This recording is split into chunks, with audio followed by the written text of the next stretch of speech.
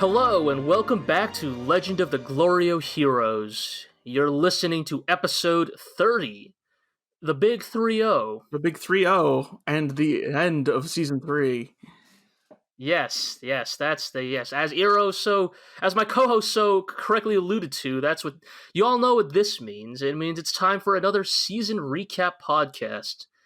Not only will we be discussing the final episodes of Season 3, but as always, in the second part, we will be bringing in some distinguished guests to give their hot takes and speculation. So we'll try to get through this, some might say, an interesting pair of episodes. We'll try to get through it a little quick. Maybe we'll keep it light on the tangents and the speculation. No promises, though. We fucking play fast and loose. We play fast and loose. That's why I like to keep my crew high speed, low drag.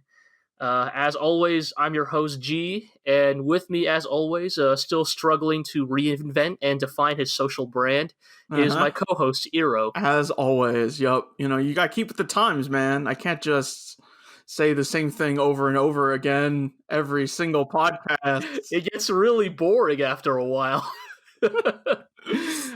But even so, I'm still here trying my best. I'm the one who has to invent a new bit to introduce us every week.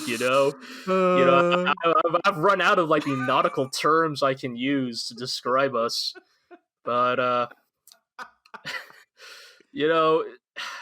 we do our best. And speaking of people who are doing their best, we should get into these two episodes. Indeed. Episode 85, The Order for the Transfer of the Capital, and episode 86, A New Government in August. Yeah, so after the very tragic events of the last three episodes, 85 and 86 are kind of a denouement, a cleanup. Yes. We're winding down from the climaxes of season 3, and we start to build up the conflicts that are on the horizon of season 4. Indeed. So we open up with Mittermeier kind of looking into Elfried, the estranged mistress of one Oscar von Royenthal. He's worried about his friend's affairs, I guess. Yeah, because Royenthal sure isn't. Yeah, Royenthal don't give a fuck. Yes, Mittermeier would definitely be for better or worse, Mittermeier is like the uncle you wish was your dad instead of your actual dad. You would always ask your dad if you could go hang out at Uncle Mittermeier's house. You'd ask if you could have a sleepover with his kid, because for better or worse, anything you could do to get out of a fucking household where your mom is Elfried and your dad is Royenthal. Royenthal is a little overly dramatic. He's this child will grow up to hate me, just like I grew up hating my father. And it's gee, Royenthal, did you ever think that maybe you could break the cycle of right? If you were aware of this, maybe you could put in effort to break this cycle. But no, we're just gonna accept fate as is. All right. Yeah. So turns out she's escaped custody, or she's vanished. And somehow escaped a penal colony. Maybe we should check in with the guards of that penal colony, because they're clearly not doing that good of a job. Mittermeier is informed by some mid-level bureaucrat that there's not enough police across Empire territory. All of their efforts are focused on dealing with the terrorist bombings and stuff, and so they don't have any regular ass guards on duty. Excuse me, sir. A question from the press.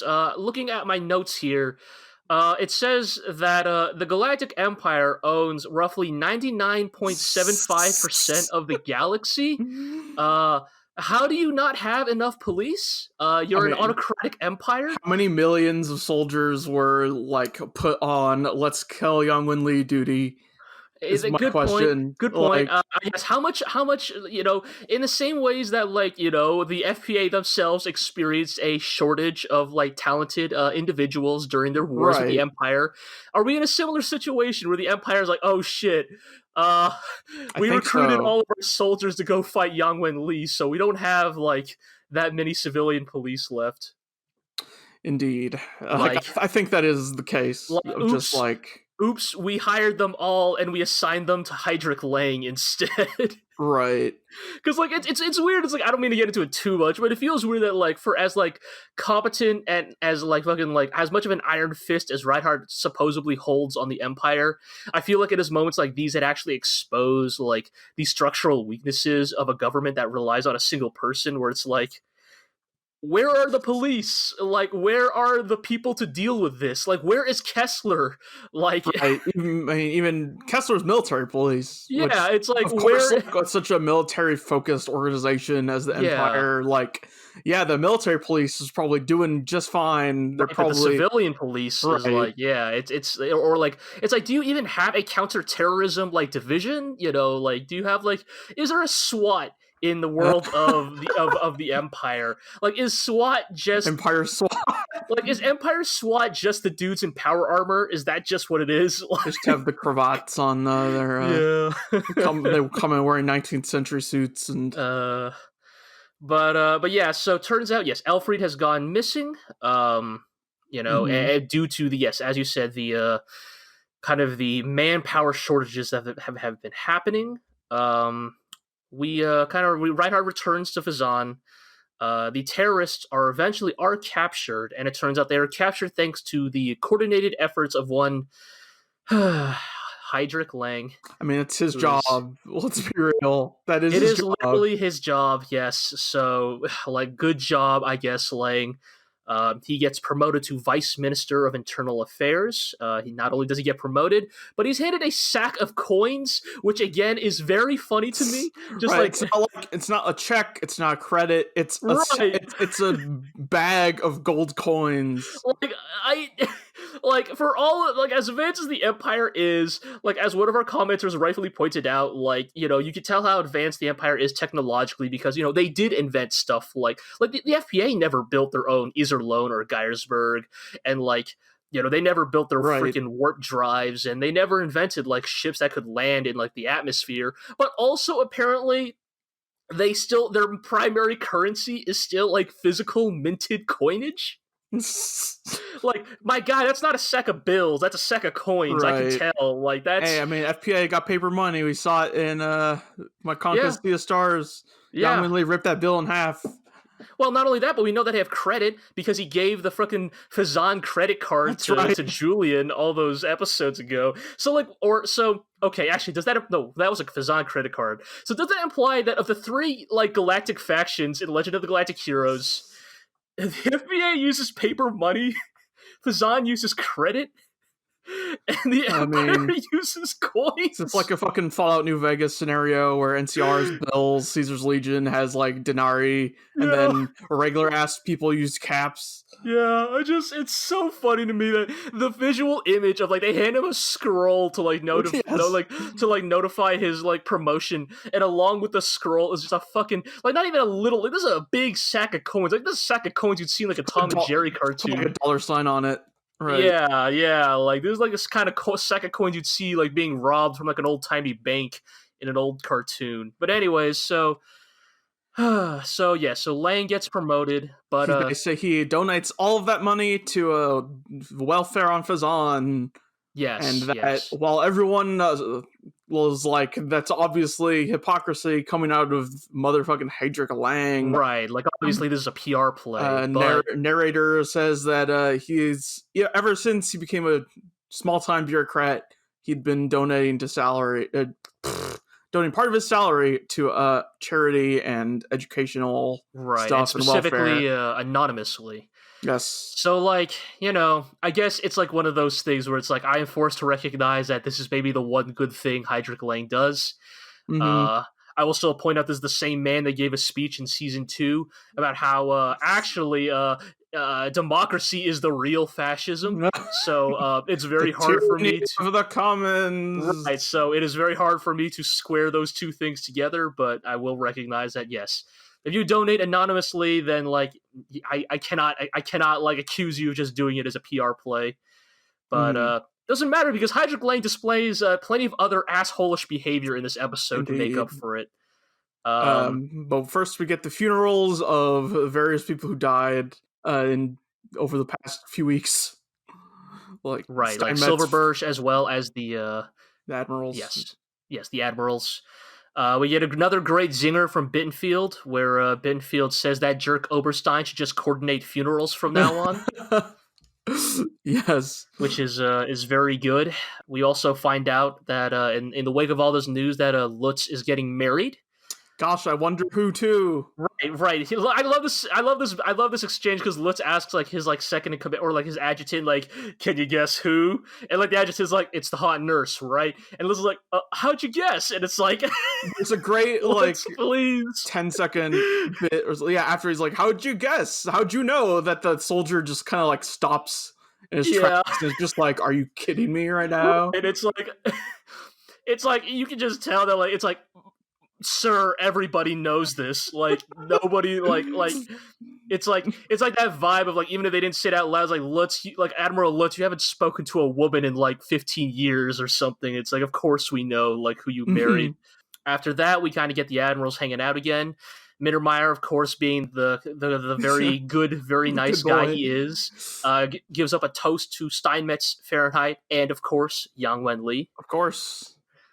We Yeah. have the other admirals kind of the admirals kind of the admirals kind of basically kind of realize they're like, well, now that we've basically beaten everybody important, or Mhm. well, everybody important is dead. You know Yes. that this terrorism thing is actually a real big deal. Yeah, considering Silverberg and Yang Wenli both died to terrorism, maybe Right. we should deal with terrorism. Right. The admirals are kind of contending, like, oh shit, we're dealing with an enemy that we cannot just like blast with, like, you know, we cannot just send Bittenfield and the the Black Lancers in and like just start blasting a planet. You know, like this is a problem that requires a more deft hand, Yeah. and like this may be out of our expertise. And not only that, but they kind of correctly guess as we begin to see there will be this is the beginning of a shift in who holds the power Yes. in a peacetime government now that there are no more wars to be fought. Right. There's been such a heavy focus on the military in the Empire because they've constantly been a war. So now what? Like, yes, Okay. especially for these admirals who are, by and large, mostly fleet admirals. You know, like Mm-hmm. Kessler, head of military police, like he has that specialty, but most of these guys are like fleet commanders through and through, right? Like you do Yeah. not assign like your navy commander to suddenly become, you know, the chief of police. Like, you know, these are guys that are now going to be in like weird, less familiar roles, and you know, as if to like you know hint at the things that are about to come. We next cut to a scene of Lang meeting with one. Rubinsky. Yes, to confirm our greatest fears. Lang is indeed, uh, if not explicitly colluding with Rubinsky, is communicating with him surreptitiously and without the knowledge of, at least what appears to be without the knowledge of either Reinhard or Oberstein. Yeah. And Rubinsky butters him up, talking about how yes, I am subservient to the Kaiser, like all of my actions were obviously for self-preservation, but like Kaiser Reinhard's a hero with no equal. Right. Rubinsky drops a line. He's like, "Oh, you know, if the Kaiser had shown up, I totally would have handed over control of Fazan. But I'm just such a little pebble. He carelessly knocked me aside instead of Indeed. asking nicely. But Yep. I understand." And it's like, "Oh, please, Rubinsky. Uh-huh. It is disturbing to see Rubinsky of all people bow and scrape like this. But He'll like, do it. He'll but do also, like, whatever he that's the wants thing. Like, to do. Rubinsky is cut from the same cloth as guys like Job Trunick. You know, utterly shameless." Mm-hmm. And he pulls out a little hologram of Elfried because he's aware of her whereabouts, apparently, and Yes. basically extends the offer to Lang that, hey, I'll give you the dirt to get rid of Roenthal. Yes. Basically, Rubinsky is still kind of playing on Lang's kind of grudge with Royenthal that basically still wants to see him deposed, despite the fact that Royenthal has now gained more power than ever. And Mm-hmm. Rubinsky basically says that we can have Royenthal destroyed with this information. Before that happens, though, we are informed of a shocking incident on Fazan. Gas. One Nicholas Boltic has been arrested and accused of being an accomplice in the murder of Silverburst. Mm-hmm. Basically, they say that, oh, like, even though you got injured in the bombing, that was just cover, like you were behind it, and so he is arrested, and then Definitely commits suicide, is not assassinated at all. Right, certainly not. Certainly not. Certainly does not hold parallels to recent news of like a Boy. high-profile person being arrested for crimes that, regardless of whether they committed or not, are extremely heinous and could be incriminating towards a lot of other powerful people. Suddenly being mysteriously assassinated while in prison. What do you Certainly mean not weird at assassinated? all. Committed suicide. Of course, you're right. Committed suicide. Right. Yes. Yes, of course. Just, the guards weren't paying attention. Right. Yes. But yeah, so Boltic is killed in prison, and Lutz points out that this sets a dangerous precedent. Right. See, he was also injured in this very same bombing. Right. There's no proof that he's not involved either. Right. That essentially, in terms of like, not in terms of guiltiness or not, but in terms of like validity as a suspect, Lutz is just as susceptible as Boltic. Mm-hmm. And Lang has set a precedent that he can take control and have his internal affair government override military authority. Yeah. And he notes that if this is allowed to continue, the empire will fall to a spiral of scare politics where government goes rampant and just cuts out every unsavory element. Indeed. I mean, again, we always say that, like, even when the FPA was in its, like, dying hours, like, never underestimate how aware individuals are of the events that surround them. Like, people like Lutz are not stupid. They can see what's going on here. The problem, as always, is, like, these kind of things have they're capable of changing them. Right, they have so much mass and momentum to them that, like, it can be very difficult to stop something once it's begun. We return back to Rubinsky, who is just channeling his most fucking off-brand Lex Luthor shit. Wearing this open shirt and drinking. Like, fucking chest hair just bursting out from, like, the unbuttoned, like polo he's wearing, like, just drinking his, like, his Fazan whiskey or whatever. Waxing poetic to Dominique, who is... I think this bottle also says Alpha Seal on it, actually. Oh, does it actually say Alpha Seal? Okay, that's great. I didn't even notice that. That's fantastic. Somehow fucking Rubinsky, that fucking snake, getting his hands on that Alpha Seal whiskey as well. But yeah, so Rubinsky admits that he doesn't really care whether Lang succeeds or not. What he really wants is for Lang to kill an innocent person. Because now, like... regardless of what Lang accomplishes, Rubinsky benefits. Because should Lang succeed in implicating Roythal and deposing Roythal, then good job. You got Roythal out of the picture. Yep.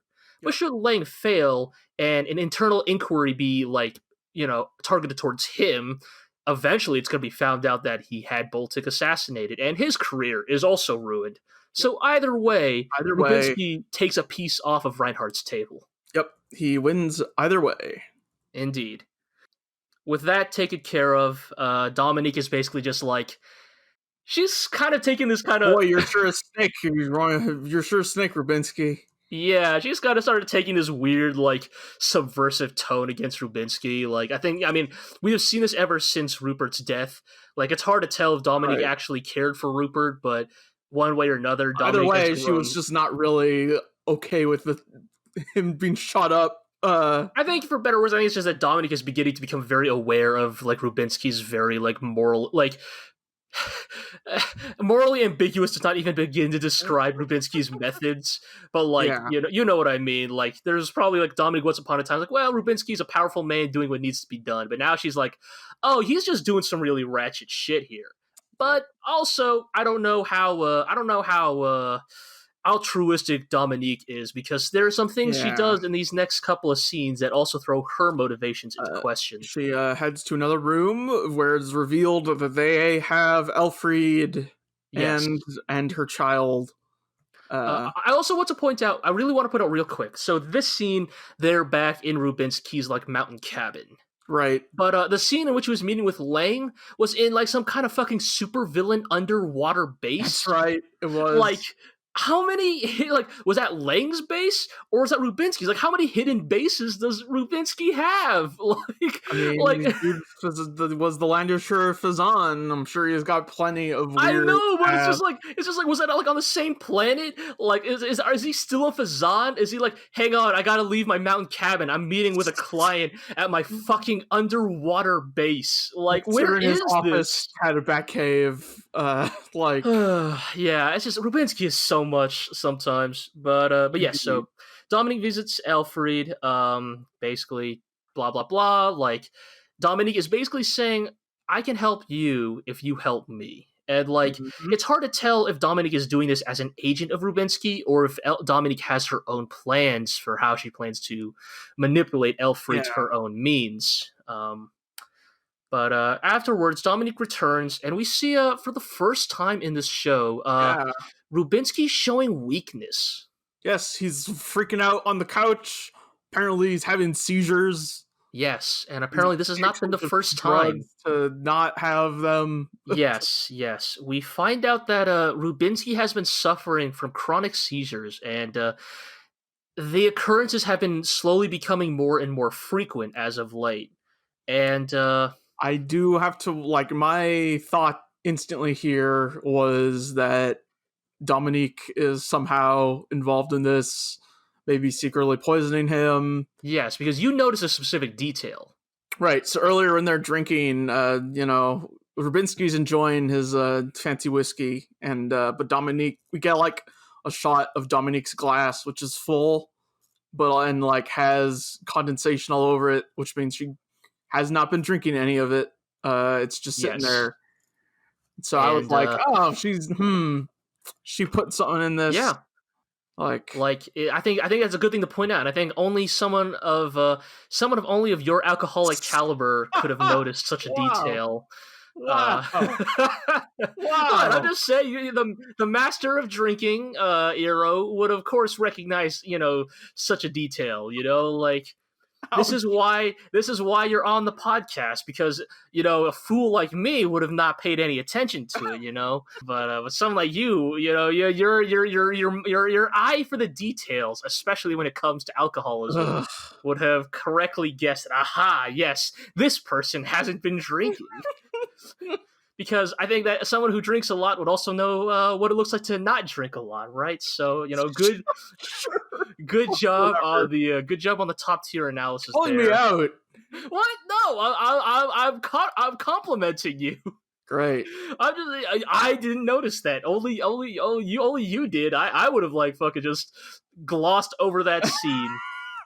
Anyway, she says this might be a curse. This is the domain not of a doctor, but of a witch doctor. It's the Yes, curse of the Grand Bishop, and also the spell of Rupert Kesselink, who you killed. right. Rubinsky is not buying any of it, but I think that what we are getting at is that like Dominique might be like feeding Rubinsky some kind of like slow acting poison, like just playing the long game Mhm. over like the course of like months, just worsening Yeah. his condition. Right.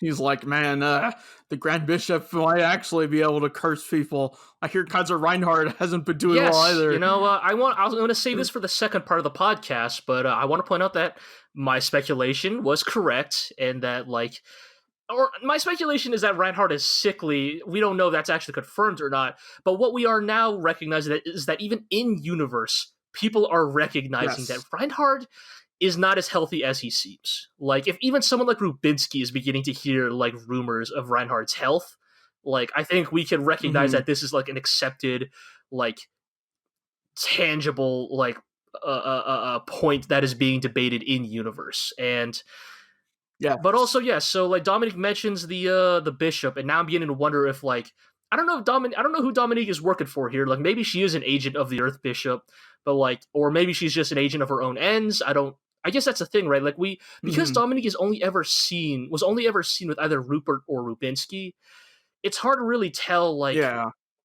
if she is serving a higher power or if she is serving her own ends. But I think the vibe we are getting from the seed is that one way or another, Dominique is not serving Rubinsky, or at least no Mhm. longer. Yes, and so Reinhard officially decrees that the capital of the new Galactic Empire is moving to Fazan, and all of the core staff in their departments have to move to Fazan by the end of the year. Except Mecklinger. Yes, Mecklinger is in charge of Oh, Odin. poor Mecklinger. Basically, uh, I just want to see more of Mecklinger, and this show keeps blueballing us. so a lot of everyone, all the like bureaucrats and their families and staff and millions of people They have to move to specifically point out that Fazan. Kessler, head of military police, will also be coming to Fazan. He was previously stationed at Odin. Mhm. I think this is a very notable thing to point out because, as we all recall, like Kessler was not only like head of military police, but like I think was like kind of the de facto head of security for Anna Rose. Like I feel like that is the implication, and that by moving Kessler off of Odin and leaving only Mecklinger behind in charge. Like I'm not saying Mecklinger's going to do a bad job, but it does make me wonder. It's only one Yes, it man. does make me wonder if like this may have some unintended consequences. Yes, and I mean Hilda brings this up, asking if they're gonna move Anna Rose to Fazan as well. But Reinhard says Kirky Ice's grave is on Odin, and even though he moved all of the government stuff to Fazan for convenience of ruling the galaxy, he has no right to move certain things. So, in many ways, like, even though I think, let's be real, moving Anna Rose to Fazan would be the safer choice, we are once again shown that, like, at his core, Reinhard is a man that is very much swayed by his emotions, his instincts, his feelings, and that, Again, we'll save the speculation for the second half of this podcast, but I do wonder if, like, this move to Fazan and the kind of further isolation of Anna Rose from the rest of the galaxy may have some unintended side effects. Yeah, but before but no room for that because Job Truenik still here. He's making requests for jobs. It's like, give me a job. I'm a great administrator. Right. He's asking Reinhard for a job. Reinhard is disgusted. He's like, how could someone so shameless like possibly ask for this? And fine, I'll just give him a ridiculous position, and if he's got any sense of propriety at all, he'll have to refuse this absurd I'm position. I'm gonna make him administrator of Heinesen directly under Royenthal. That's such a ridiculous position. There's no way he'd accept. The people of Heinesen would lynch him in the streets. Right. Nobody would stand for this. Only the most he'd paint a target on his back. And Hilda's like there in the room. She's like, maybe we should just like kind of like just exile him to like some backwater planet. Like we could just make him administrator of like bumfuck Nowhereville. Like he'll have zero influence. He'll never rise again. He will die forgotten on some like random planet. And Reinhardt's like, no, I'm going to humiliate him because that's how the Empire does it. And I'll take some of the heat off Royenthal from the old citizens by making them hate this guy. It's like a real comical beat. Like it's almost like the same kind of comical beat as like back when like Yang was like all the way back in My Conquest is the Sea of Stars, where Yang was like, only a madman would launch nukes in this nebula, and then immediately cuts to Reinhardt saying, launch the nukes into the nebula. Like like Reinhard is like, only the most shameless, fucking spineless piece of shit would ever accept this job. And then the scene cuts to, and then Job Truenik. Wait, what do you mean he accepted? Like the narrator says, Reinhard had severely miscalculated how shameless of a man Job Truenik could be, and like Reinhard's like, what? Like, how shameless can an individual be? Like, yes, like, and so. But nobody can nobody can go against his appointment because it's an order from the Kaiser himself. This is an appointment by Kaiser Reinhard himself. Because Kaiser Reinhard can also not back down on this, or else he looks weak.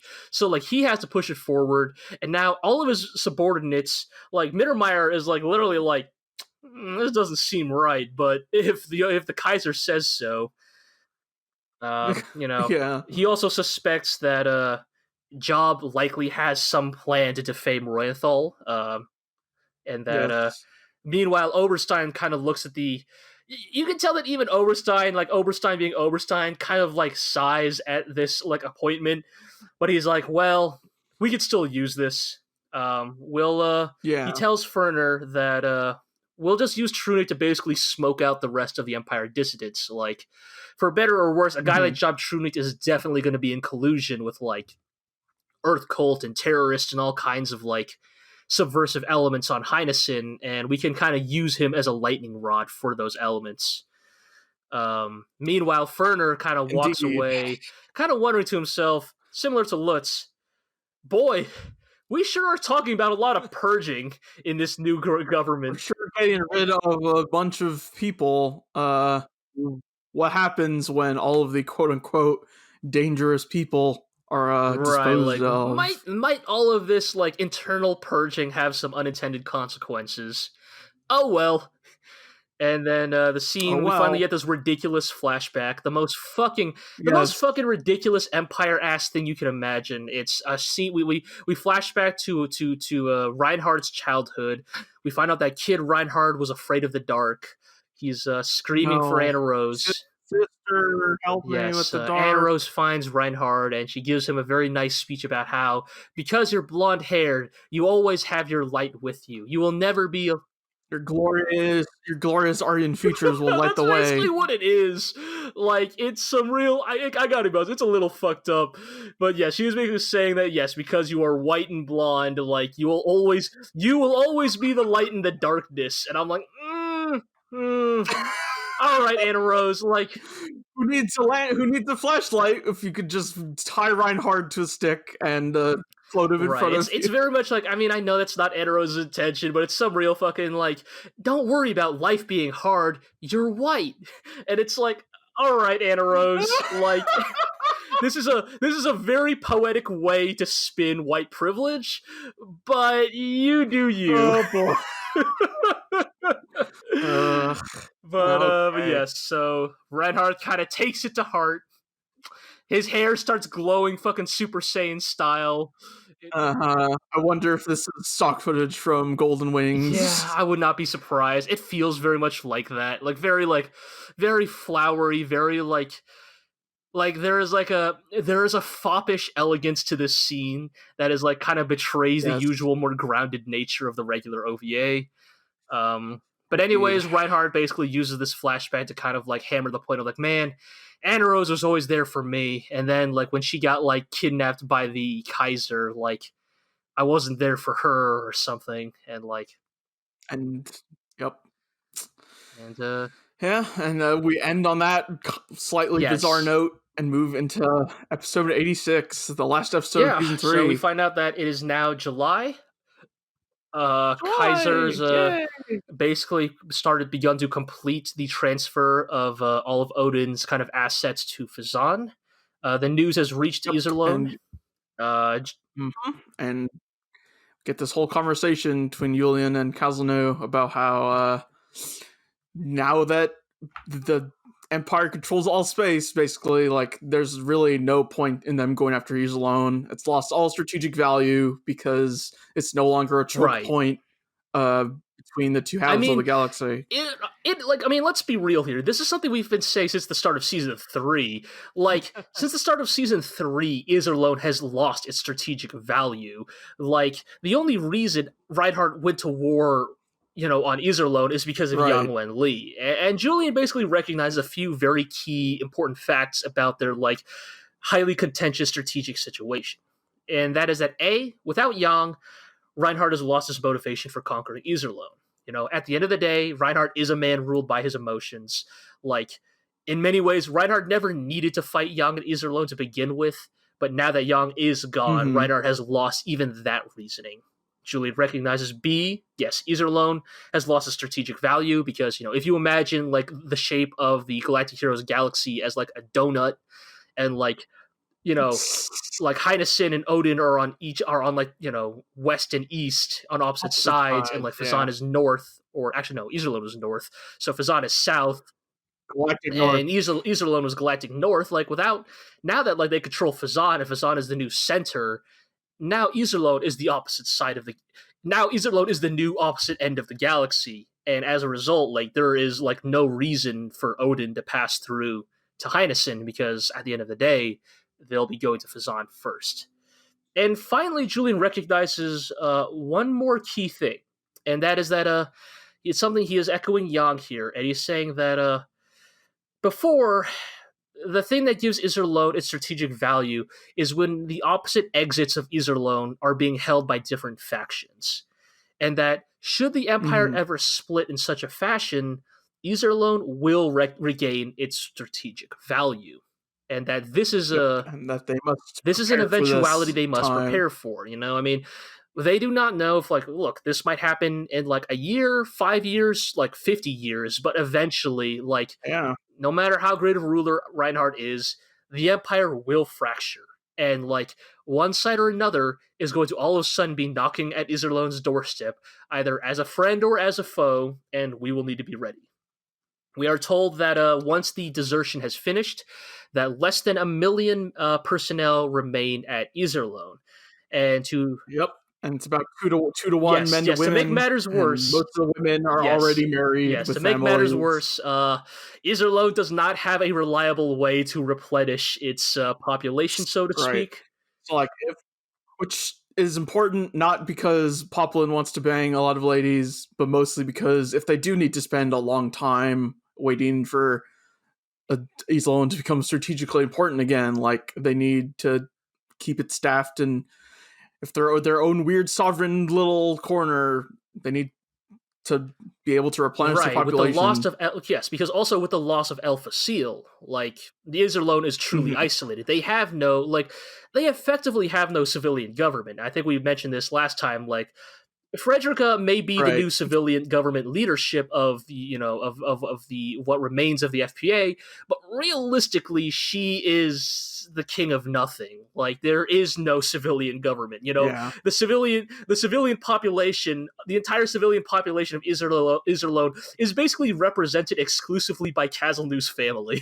So, like, Right. So they basically say that they have to be a military organization and not their own sovereign nation because they're incapable of being a yes, I do sovereign like that. nation. There's kind of an aspect of like, also we got to figure out a way to attract people back to Iserlohn. Specifically the ladies, yes. But anyways, after that, we kind of return to Heinesen, where we find out that the new military that is under Royenthal's jurisdiction has been given the nickname of the Royenthal Force. Yes. Because the Neue Land Public Peace Force is a little too much of a mouthful. even for people as self-important as the Empire, they also like their shortened names. Bergengrun. They note that he has like 5 million soldiers under his command. So just to give some like perspective, the entirety of Iserlohn numbers less than 1 million, and of that less than 1 million, about half at most is explicitly military personnel.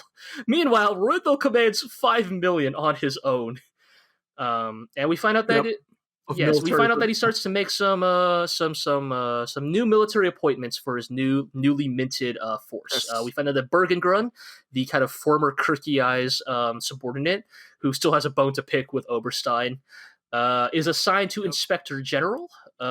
We are told that a couple of admirals are not too happy about this assignment, specifically kind of the young bucks. Right. Yes, they're a little annoyed because even though they're less experienced, they're like, well, we served under Reinhard, and it's like, I'm like, no, you guys, like, fucking cool your jets, like, y'all both of y'all fucked up so bad in the last few battles. I cannot imagine you guys thinking you deserve, like, a higher military appointment. Like, let's not forget who almost got completely fucking dunked on in Bukok's final battle, like, earlier in Season 3. But yes. They appoint someone named Julius Elsheimer to a chief of civil affairs, and narrator notes that purely by coincidence, this guy is married to Lutz's sister. which like Just a very okay, completely random, just like, oh, by the way. But yeah, that is a very Galactic Heroes like like aside. sure, Look, narrator, man, anytime they thanks. do something like that, I'm like, nah, this character's good. This is gonna matter later for some reason. Oh, I don't But know. maybe. Maybe. And also, by order of the Kaiser himself, one Chuck Trunick is sent over. Yes. Roythal also incredulous at this assignment, but like everybody else is like, well, if the Kaiser wills it, all right, welcome to the but job. also, but also, he's like, if he does anything, we'll just kill him. Roythal says we'll use Job Trudick to his maximum, his maximum potential, but the first time he fucks up, like, we'll bring the axe down on him.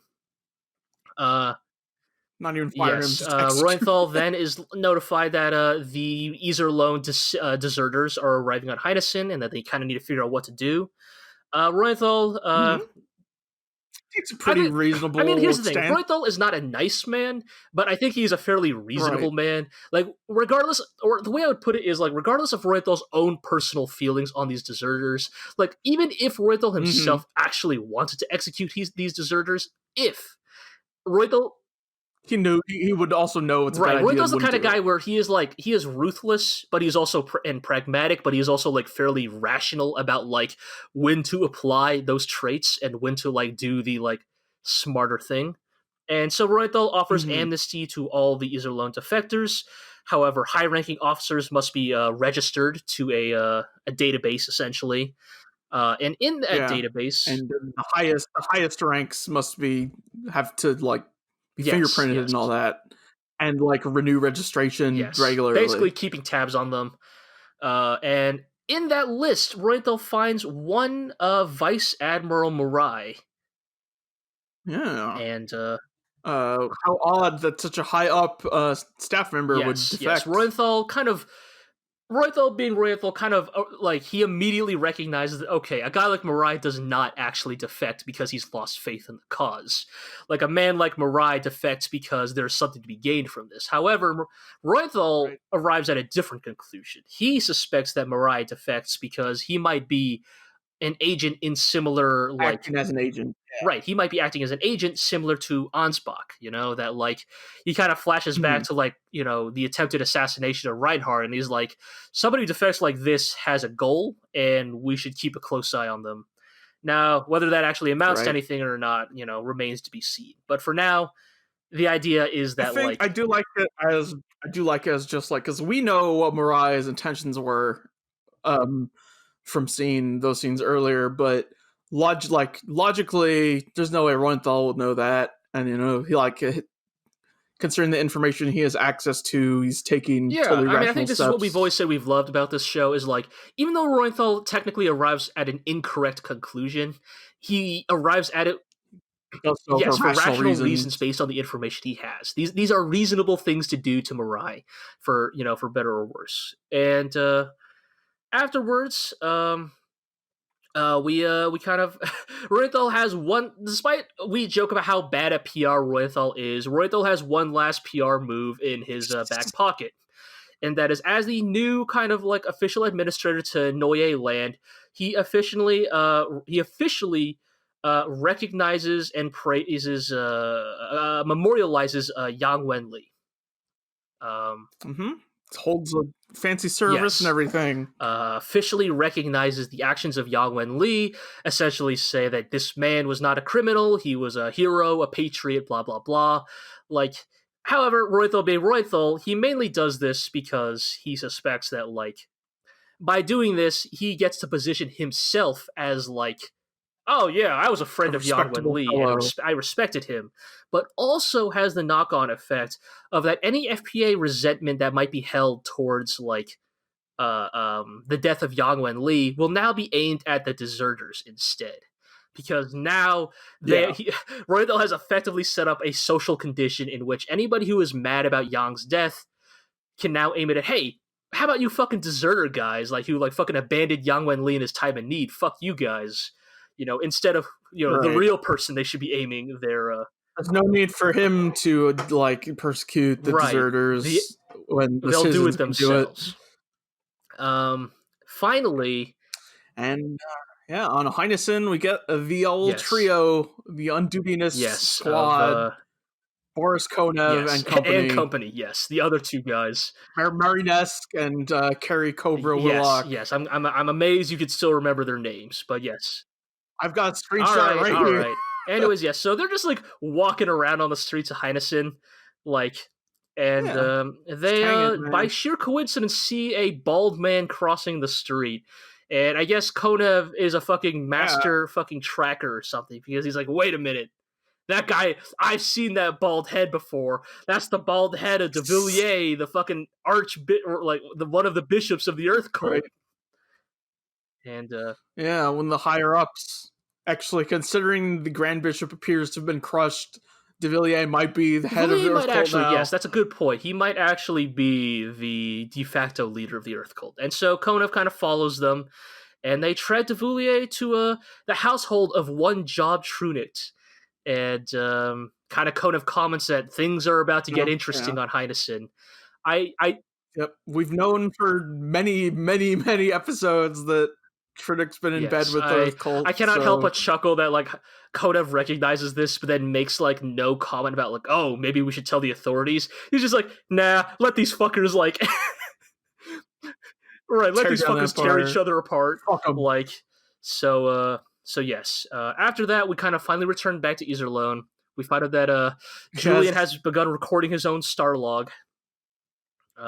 Yep. And just like recording and thinking back to Yang Wenli, Ghost Yang Wenli, giving him Yes, Julian advice. is kind of concerned about some very real issues about the survival of Iserlohn. Julian is, of course, concerned that in some ways, perhaps that a Republican democracy can now only subsist on Yang's memory. That in many ways, kind of Yes. echoing the conversation we had in the prior podcast, that perhaps in some ways, Iserlohn will only survive for as long as we can basically like exploit Yang's ghost, Yang's memory as like a martyr for a Yeah. liberal democracy. Which also ironically means accepting the effectiveness of reactionary terrorism by making Yang Wenli's death a meaningful one for their own purposes. You see Julian kind of like wrangling with a lot of very difficult topics in this kind of internal monologue of his, and like it is interesting to kind of like see Julian, like Julian the man he is, kind of bouncing off of Julian the like or Julian's memories of Yang Wenli. Like he has a conversation with like Ghost Yang, but it's not really a conversation in the same way that like Reinhard had conversations with Ghost Kirky Eyes. This feels more like Julian is in his right mind, but he's kind of recalling important things Yang has said in the past and like trying to like bounce those off of like it's like it's a very like bittersweet thing of like Yang is no longer there to give Julian new advice, so now Julian must just rely on the advice Yang has already given him while he was alive. And like Yeah. Julian is just he's really doing his best to like try to like figure out like How do we do this? how do we do this? Like we are truly in like like this is a truly grim position for like Iserlohn and you know the remains of the FPA. But even Julian's got even Yep, like they have to use yeah, Young's like they image have to to. keep it Like even though going. like it's something Yang never would have wanted. Like we don't have a choice. Like this is why we have these big portraits of Yang Wenli everywhere now because like Yang would have hated it, but like in the same way that well, we'll get into this later. Anyways, even Julian has to eat sometimes though, so he's going to the now very empty cafeteria, where he runs into Karen Right. and Karen kind of channeling some Karen's kind of channeling some like late 90s tsundere vibes here, which is perhaps fitting considering the time period these episodes of Galactic Heroes start to air Uh-huh. in. She hands him a questionable beverage, stated to be a fatigue remedy passed down in the Kreutzer Yes, family for yes. generations. It tastes awful apparently, but you know, you could kind of tell that this is kind of Karen's own roundabout way of try to get along with Julian better. Uh-huh. Like you can tell she is not trading as many barbs with Julian, and you know that I think for better, like, for as much as he fucks up every single time he talks to her, his taking on the responsibilities of the new situation or something that she yeah. respects. Like this is a very. I think most people have recognized like how heavy of a burden Julian has kind of put on himself, and are kind of reacting accordingly. But like, luckily She we. talks Oh to yeah, yeah, she talks about how great Frederica is as well. They have this conversation about her. yeah. That like how Frederick herself has also kind of taken on a tremendous burden, and like one that she was not even traditionally trained for. Like at least Julian like is Hmm. nominally like this promotion is not unthinkable. Like he is Right. military in some regard, but like Frederica has fully transferred from military leadership to civilian leadership. But yeah, and then we kind of pan over to like a plant in the background, and I wish in my perfect version of Galactic Heroes, like Poplin's head would have popped out from behind the bush, like fucking Right. Scooby Doo style. Get like a head Yeah, stack, but like, instead we just find out that well, yeah. Poplin and Dusty are also in the cafeteria, kind of eavesdropping on Julian and Karen. They're kind of having some fun. Uh-huh. Um, you know, I like this one bit here about like Poplin just fucking roasting the shit out of Dusty. Like he's like less than one is still Uh, zero when it comes to like sexual conquests or something. It's a uh, very fucking it fucking roasts the shit out of Dusty. It's I love those two, and Christ. I'm glad they're still here to do their thing. Right. Um, I'm glad we can still talk. They can still talk shit yes, about each yes. other. I'm But finally, we kind of cut to kind of a kind of convening of the remaining leadership of Iserlohn because we need to discuss the Yes, new name of our organization. indeed, very important. Coming up with a good Yes, name, we kind of just like coming up with a good yeah. I catchphrase, mean, in also many very ways, like important. it's fun to poke at, but this is a very real thing. Like names are a huge deal with organizations. Like it can Hmm. define like for better or worse it can define like your like the cultural memory of your organization for like the rest of its existence like Right. As they point out, like if they just call themselves like Democratic Republic Nation, like that's instantly positioning themselves as blatantly antagonistic to right, the and then all of a Empire. sudden the empire does in fact have a newfound pressure to stamp this out. It's like but it can Hmm. be even minor things like is your name one that can be like easily like shortened into like a like insulting nickname. Can is your organization have like if do the initials of your organization spell out something embarrassing. Like these are like legitimate concerns real world organizations have. Like you don't want to be like the association of the solar sailors or something. Like because like that will dog you to the end of your Uh-huh. days. Like these are important things to think about. Like it's why like fucking Poplin's like, oh, we should just call ourselves the Yang Commune or something, or like the Iserlohn The Commune. Iserlohn Commune. And Dusty points out that Dusty's like, no, everything that's been a fucking commune always fails, man. right, every single organization in the history of mankind that has called itself a commune has failed. And they decide to go with the kind of middling but inoffensive Iserlohn Republic government.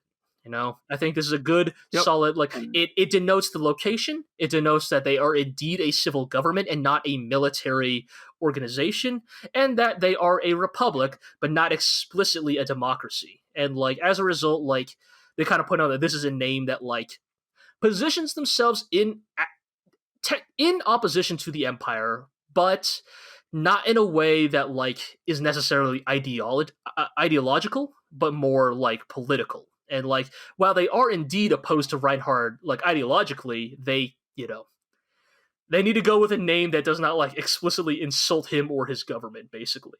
So that is why they cannot call Yeah. themselves the Fuck Kaiser Reinhard Party. Um, Yep. Narrator notes that they were often referred to as the new government in August by people yes, at the time or whatever, and also that while none of them were really politicians, also when Ole Heinesen escaped the Empire 300 years ago, he didn't have any politicians either. The common people were oppressed by autocracy and persevered yes, through their position. and that great men are not bored. Like the Right. the narrator kind of makes it like specifically points out like yes, the origins of this new government, the origins of this new republic, of Iserlohn, they may be humble, and there might not be like a single like truly important person in this government, but like in many ways, yes. So So what? what? Yes. To So quote what? One Dusty Attenborough, so what?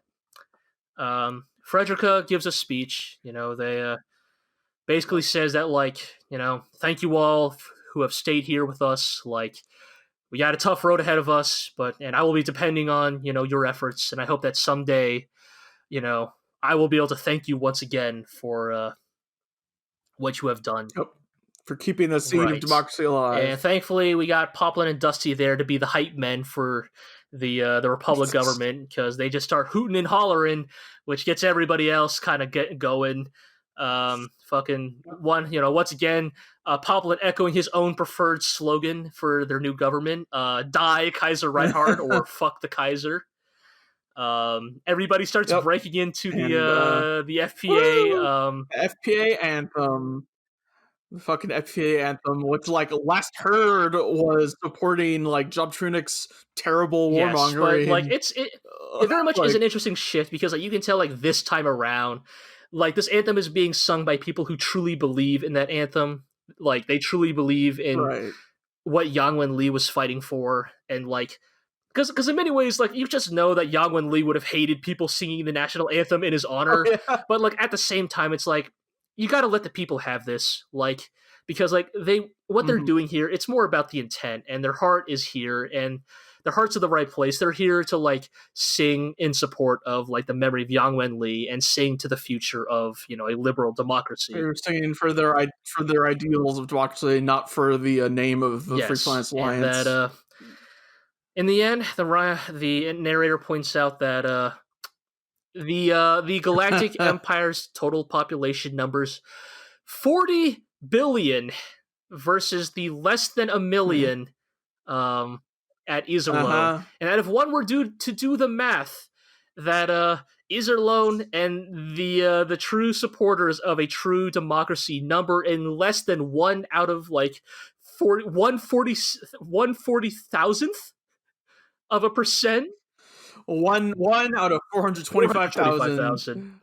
And we did the math. I believe this is a 0.00000 like 75% of the galactic population Something like believe that. in democracy.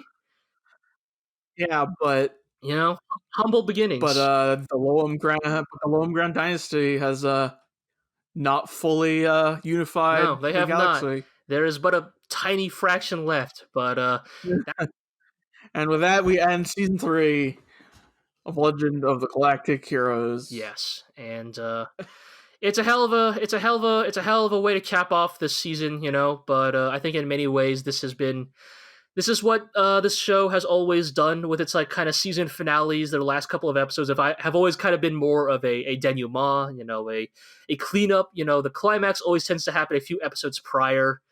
Then you have an episode or two kind of dealing with the consequences, the fallout of those climaxes, and now we kind of have here kind of setting up what I think are going to be some very interesting conflicts on the horizon. We're not going to get into it now because we still have another part of this podcast, but I think that as always, this show continues to like do a good job of like justifying and captivating our interest.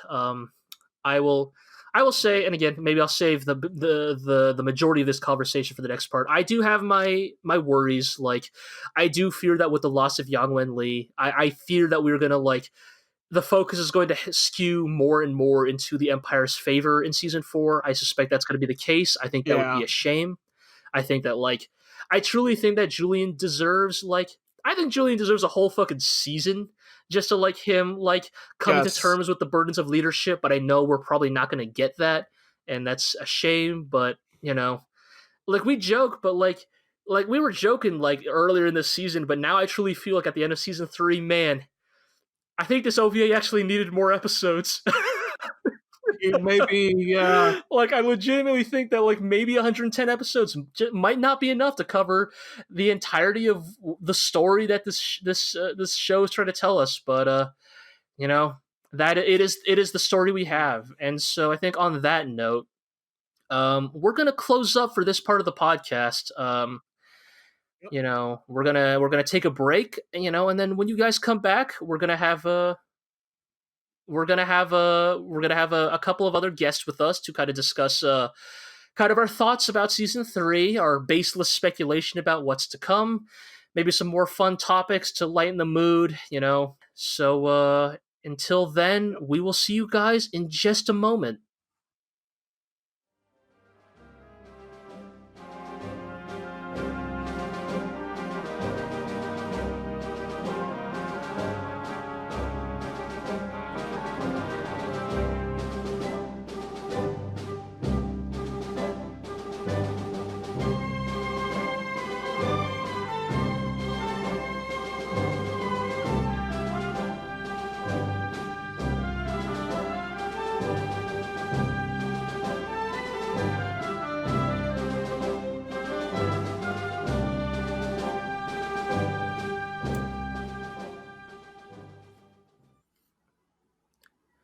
You've returned to Legend of the GLORIO Heroes. After that very short break, we're here and ready to continue talking about our takes and reactions to the legendary 1988 science fiction OVA's third season. In these trying times, we need the manpower wherever we can get it. While I think the folks at Iserlohn made the right choice, with letting the deserters and the fair weather fans go. We run things differently here on my ship. Even if it's from dubious sources or of questionable caliber, sometimes you just need extra warm bodies to throw into the fray. That's why we've enlisted the services of 2 guests who some of you might be familiar with. Firstly, as always, I'm your host G, and with me, as always, is my co-host Iro. Yeah, I'm still here. Somehow, yes. Yeah. You use that literal same bit in the first half of this podcast. I'm telling you. Also, we keep calling this allegedly 1988 OVA, but we're firmly into the mid-90s. Yes, but I mean, you designate a show by its start date. I think that is appropriate. Sure. But it anyways, still embodies the spirit of 80s anime. Exactly. Yeah. The voice you just heard there was, you know what? I'm proud of calling this. We have ourselves here Commodore Gel. I've been promoted. Yeah, congratulations. Well, actually, rumors say that actually Commodore Gel was once an admiral, but I've been demoted. after the dissolution of the Evanglorio fleet, he's now here to offer us his services here. So, welcome back, Gel. I will do what I can. Yes, I hope your Commodore clipboard game is on point today. It always is. And also with us is former GLORIO Italian correspondent Marlon. I honestly have no clue what is your deal these days. You're here in the States, though, which means you're available to record at a reasonable hour. Yeah. So I'm not going to complain. Yeah, I'm back for all the free whiskey. Giving it what all Poplin gets. I feel like that's the only thing keeping me on Iserlohn at this rate. I mean, the Alpha Seal brand, as we've seen, is very popular. I mean, across the galaxy, enjoyed by everyone from the common man, like Olivier Poplin, to luminaries such as Adrian Rubinsky. So I mean, clearly, it's no super whiskey, but it's true. Pretty good. But I think I'm at this point. I'm willing to accept legally, that. You can only call it super whiskey. It was distilled on Earth, I believe. Honestly, at this point, I'm willing to bet that Alpha Seal whiskey is probably the real stuff, and that super whiskey is like, let's be honest, Job Trunda probably doesn't even have that great. It's like those assholes in Silicon Valley who are like, we're making chemical whiskey. Right, we're isolated all of the things that are in regular whiskey and put together in a lab, and it's just like the real thing, guys. Yeah, let's sell this for $45 a bottle. You could get a perfectly good regular ass whiskey for $20 a bottle. Mm-hmm. Anyway, and you got mad at me for turning your extensive knowledge into a bit in the first half of this podcast. But off my back. Oh yeah, we haven't heard that part yet. So, don't worry, it's very funny, I think, and definitely not a call out in the slightest. But yes. So we should we can't just poke fun at each other all day. So we should get right into it, because I think this is going to be a hell of a segment of this venerable podcast. If you, the listener, are familiar with our prior wrap up podcasts, you have a general idea of how this goes. We're gonna kind of lay out our general thoughts and feelings on the season. Kind of our reactions, our takes, our favorite moments and episodes. We'll probably get into some very baseless speculation. Maybe have a few I have funnier theories. topics here. Good. I want to hear everybody's most crackpot theories today, and I want them here. I want them recorded, because I think that as we approach season 4, it is time for everybody to start locking in your bets. Because I want to return. The roulette wheel is approaching the point in time where bets are closed. Yes, bets are closing. I want people to make their commitments, and then we can see where those chips land next time we all convene.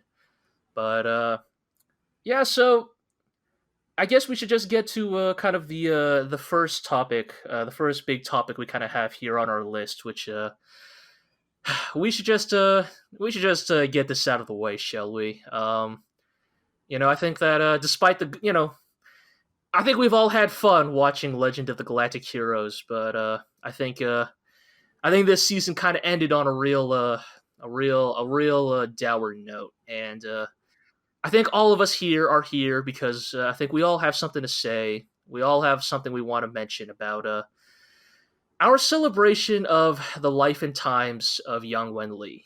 I don't want to make this segment too sad, but please, if you have your definitive statements, your final words you'd like to make on the man, here for posterity, I think now is the time. I think the listeners have kind of heard me and Iro kind of go through our reactions. So, Jel or Marlon, if you have anything you'd like to add, now is the time.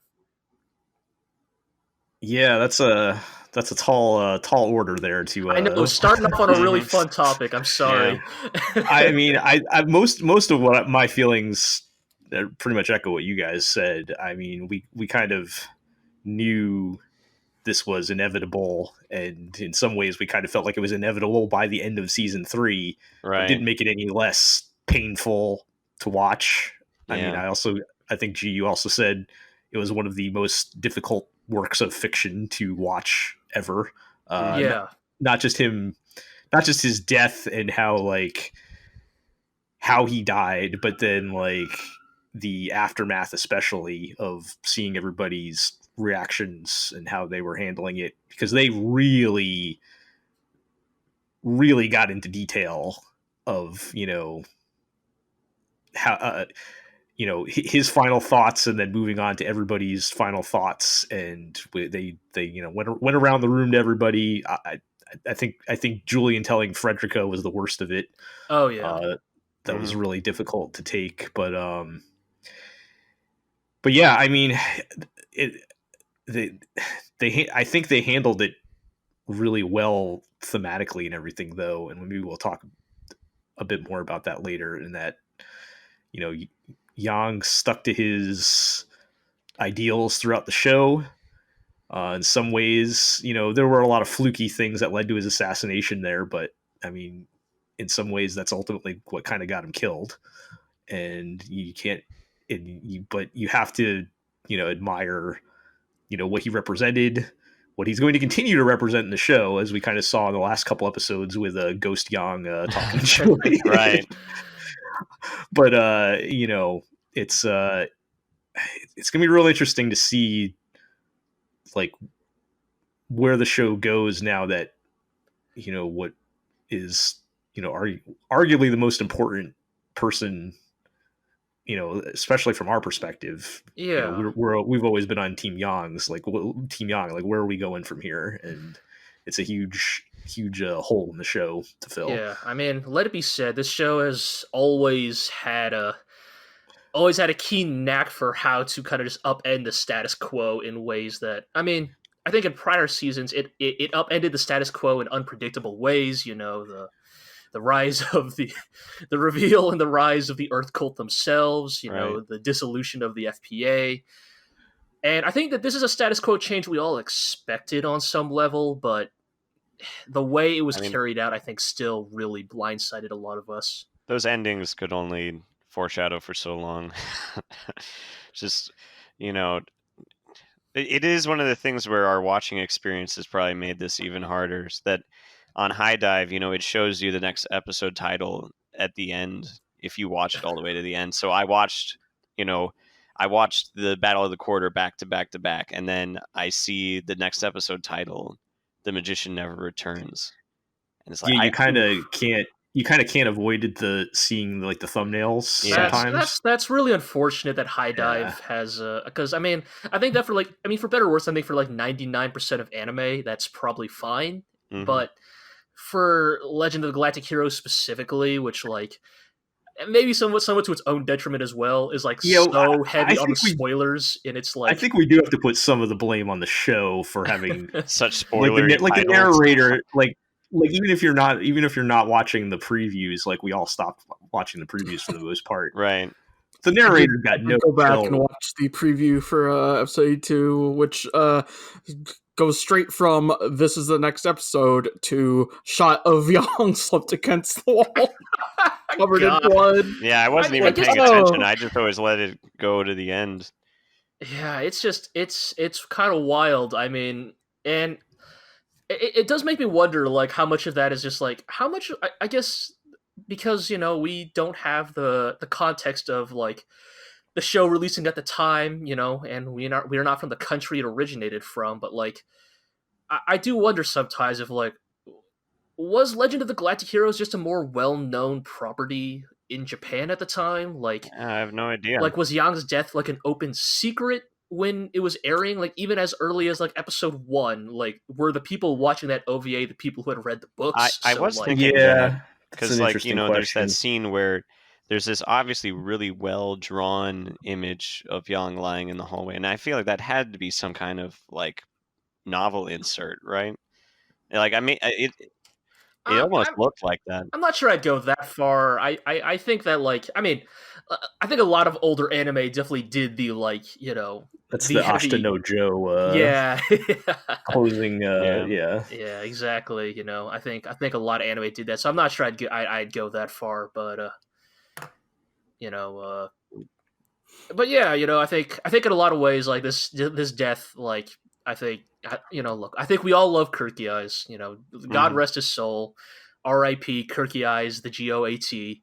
But I think in many ways, I think we can say that Yang has definitely been, the loss of Yang is definitely this show's most impactful death, kind of just in terms of what it represents, in terms of what it means for season 4, and our speculation, sorry,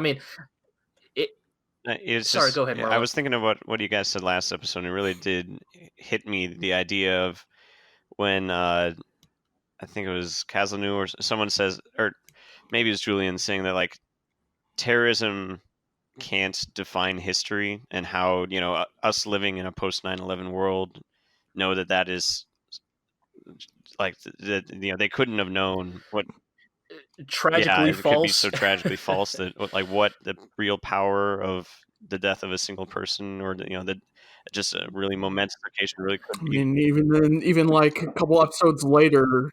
Even a couple episodes later, they talk about how to make a meaning out of Yang Wenli's death, they have to acknowledge the effectiveness of terrorism. Right, Julian is forced to contend with the reality that the way that Yang is being used in after his death is the way Yang never would have wanted to be used, but the needs of Iserlohn's survival require them to commercialize is not the right word, but exploit Yang's death, glorify it, because it does make me wonder if this will make Julian rethink, because Yang Wenli was great, but he's not infallible. I wonder if it will make Julian kind of think about how he can develop what he learned from Yang and build upon it, learn from Yang's naivete and try. I think that that's a good point, Marlon, and I think that is kind of what Frederica is kind of hinting at when she tells Julian that you'll never be able to live up to Yang Wenli because you are not Yang Wenli. Like, there are things that you just cannot do that only he could do, and conversely, there are things you will do that Yang could never dream of accomplishing because, like, you are different people with different skill sets. Like on some level, yeah, we know that Julian is he. Like, in many ways, the best thing about him is that he inherited Yang's spirit, his idealism, but like he has also inherited like the practicality of those like Kazelnu and Shenkop. You know, he, if nothing else, like Julian, like at least is better with a gun than Yang Wenli. Yeah. So, you know, he does seem to be a bit more pragmatic, for sure. Like, put it this way, like I'm not sure how much of a difference it would have made because let's be real, Yang. I don't think we ever see Yang like holding a gun in the entirety of Legend, like other than to like hand Right, one when to he gives another it to person. Like I Bagdashu. think when he gives his gun to Bagdashu, but like I don't I straight would not trust Yang with a gun despite his military training. Like he'd probably hurt Or someone. himself. Like Might do more harm than good. but like like you just know that like if Yang and Julian had switched places, like Julian would have his sidearm on him, and like he could get some work done with it. But like it's stuff like that already makes him like an intrinsically different person. And I'm real like I'm definitely curious, like how does Julian grow in ways that are like both what he has learned from Yang, but also what does he take away from his own experiences. Iro, do you have any remaining thoughts about the dearly departed Yang Wenli? He was Yang Wenli. The best that ever lived, the best that ever will the be. trickster, Yeah, sure. the source of disease. Yep, that source of disease. That was always my favorite epithet, I think, was Yang Wenli, the source of disease. So good. Just, I feel bad. I kind of wish I had written down every single epithet Yang ever accrued over the course of his career. I can't. There are so many now. I cannot pull them from memory anymore. The hero Alpha Seal, the magician, Miracle Yang. Can list all the blood oaths that went unfulfilled. This is probably his kids can't get their vengeance. Yeah, Kemp's kids will never get their vengeance now, unless they join the Earth Cult. This is perhaps a statement suited to the show as a whole, and we kind of talked about this in the previous podcast about how the show is allowing us to better relate to actual politics, but like I probably could not have really noted the strength of strengths of democracy compared to dictatorship before the show. I think like Yang's continued insistence and like explanations and stuff are something that has really stuck with me as giving me a better understanding of that sort of stuff. Particularly because I read a lot of, let's say, fantasy fiction where there's a lot of focus on the hero, saving the day and fixing everything. Right. Well, yeah, and then also like monarchies and exactly the maintaining of the status quo. I think there's just a persistent idea in fiction that the hero or heroine or whoever will save the day and fix everything by themselves because the good person at the top, it'll fix everything below. Or I think maybe even more, not naively, but maybe more simplistically, is this idea in fiction that like heroism leads to like effective statecraft, which like we clearly see does not happen with Yang Wenli. Like time and time again, like no matter how many military victories he wins, it does not. Every time he wins, it almost leads to the situation getting worse for the FPA. Like not his fault, but just like right. But yeah, I kind of agree, Iro. Like I don't want to go as far as say like, oh, like Yang Wenli fucking opened up my political awareness of the world, but like I think you are correct that like I think that like we could all broadly agree democracies are good, but I think that like like I think we all broadly agreed on that fact before watching Legend of the Galactic Heroes, but I think like watching Yang Wenli like articulate it really helped like put it into a perspective that was like that made it easier, I think, for the rest of us to like understand our own relationship with the very real, like, ostensibly democratic government we currently reside in. And I think, yeah, and in many ways, like, if anything can be stated as, like, maybe his greatest contribution as, like, a fictional character, maybe it is that. Yeah, I think it sets us up Joe. for a kind of an interesting shift in. It's not really I don't know if it's really a shift, because this theme has always been here the whole time, but it's not even so much like now we're talking, what are the merits of democracy versus autocracy, and we're almost getting into the concept of, like, people saying they want democracy, but in action, leaning toward, strong, charismatic leaders.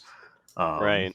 And that's a theme that's also always been there, but I feel like the focus is moving over to that now that Yang's gone, and they're almost like, like we said, having to exploit his memory to perpetuate.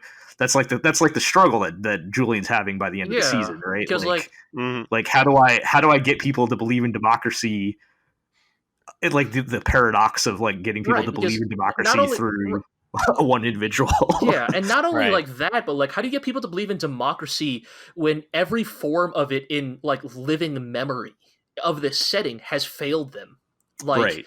Yeah. Like, this is kind of thing, like, Yang and the gets alternative into. is working out pretty well right now, right? Right, like this idea is, like, I mean, I initially want to say, oh, like, maybe people really are just weak and they are sheep, but then, like, if you really think about, like, the people of Heinesen and, like, what they have endured over, like, the last decade or so, like, is it really so surprising that, like, there are so few, like, true holdouts for democracy when, like, regardless of democracy itself as a political form, but, like, a democracy as a, like, political system that has been so thoroughly exploited by, self-centered and greedy individuals. Like, it's like, because, like, on some level, like, if you are to support Yang Wenli and the ideal of democracy, you have to, like, it requires, like, almost like a deeper level of understand, like, in universe, you have to be an individual with a deeper understanding of your entire political environment, because, like, if you're just, like, Joe Schmo on the street, you're like, why should I care about Yang Wenli? Like, sure, he won a lot of battles, but, like,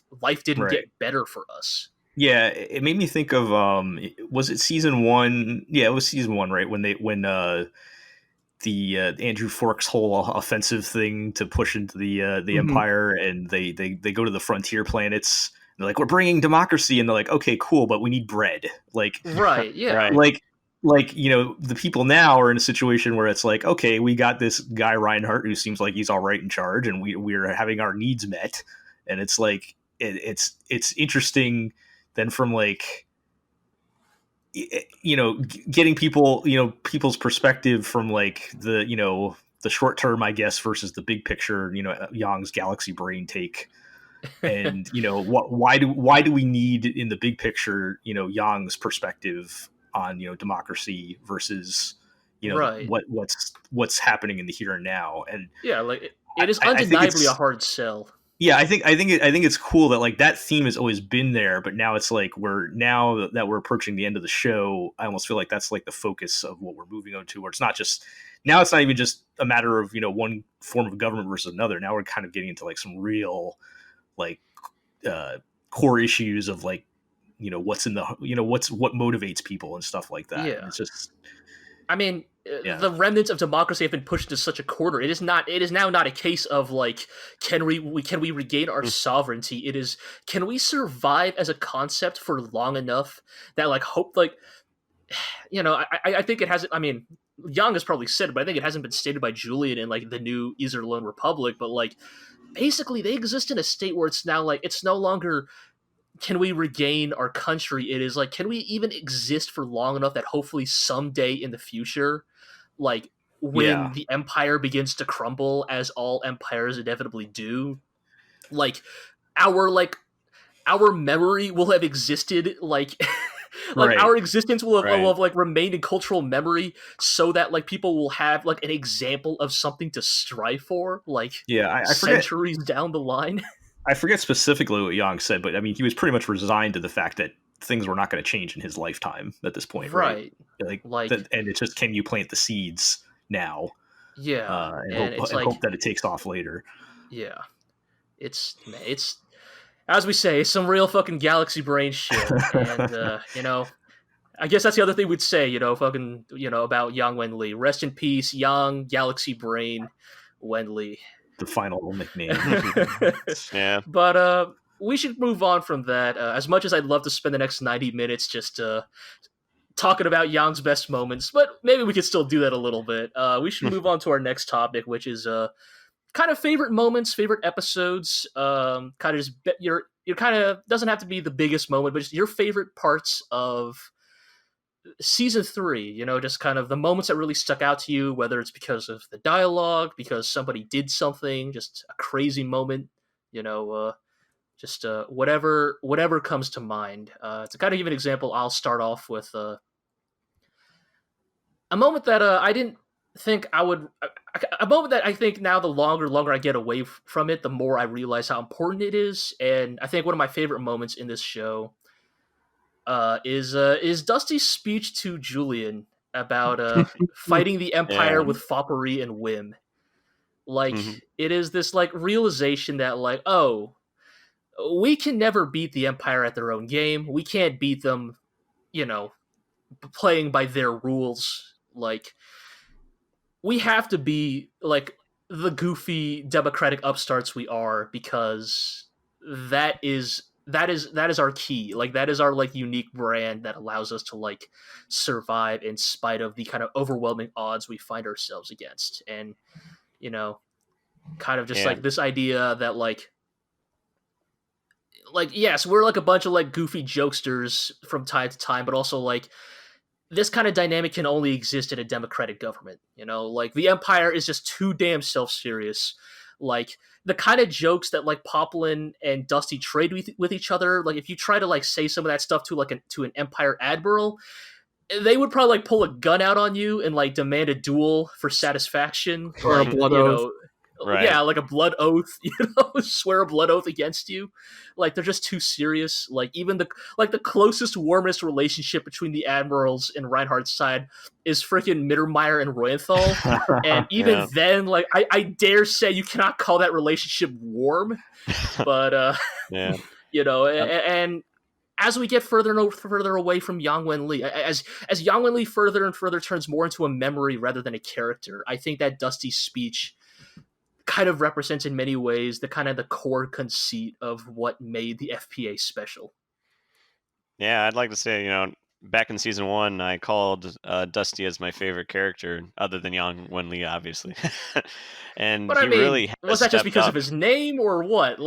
I, for some reason, I feel like the few scenes I saw him, I just really, it felt like he knew what he was doing. Like, he had a good head on his shoulders, and you definitely see that this season. That once Yang fell, he's really the only one keeping the pieces together.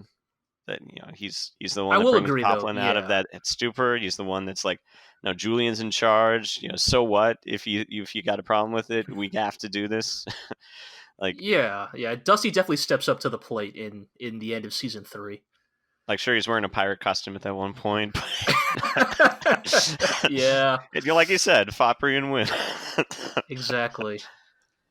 I'm this question with the best moments thing is always impossible. So I'm just gonna pick one thing. I'm gonna go all the way back to the like beginning of the season. I think it was still this season. Oh man, when they do the History of Earth episode. Oh man, I was hoping someone would recommend would bring that one up. Not only because that episode was great. You got me. What was that, Iro? No, like so what I was gonna say. Oh, my bad.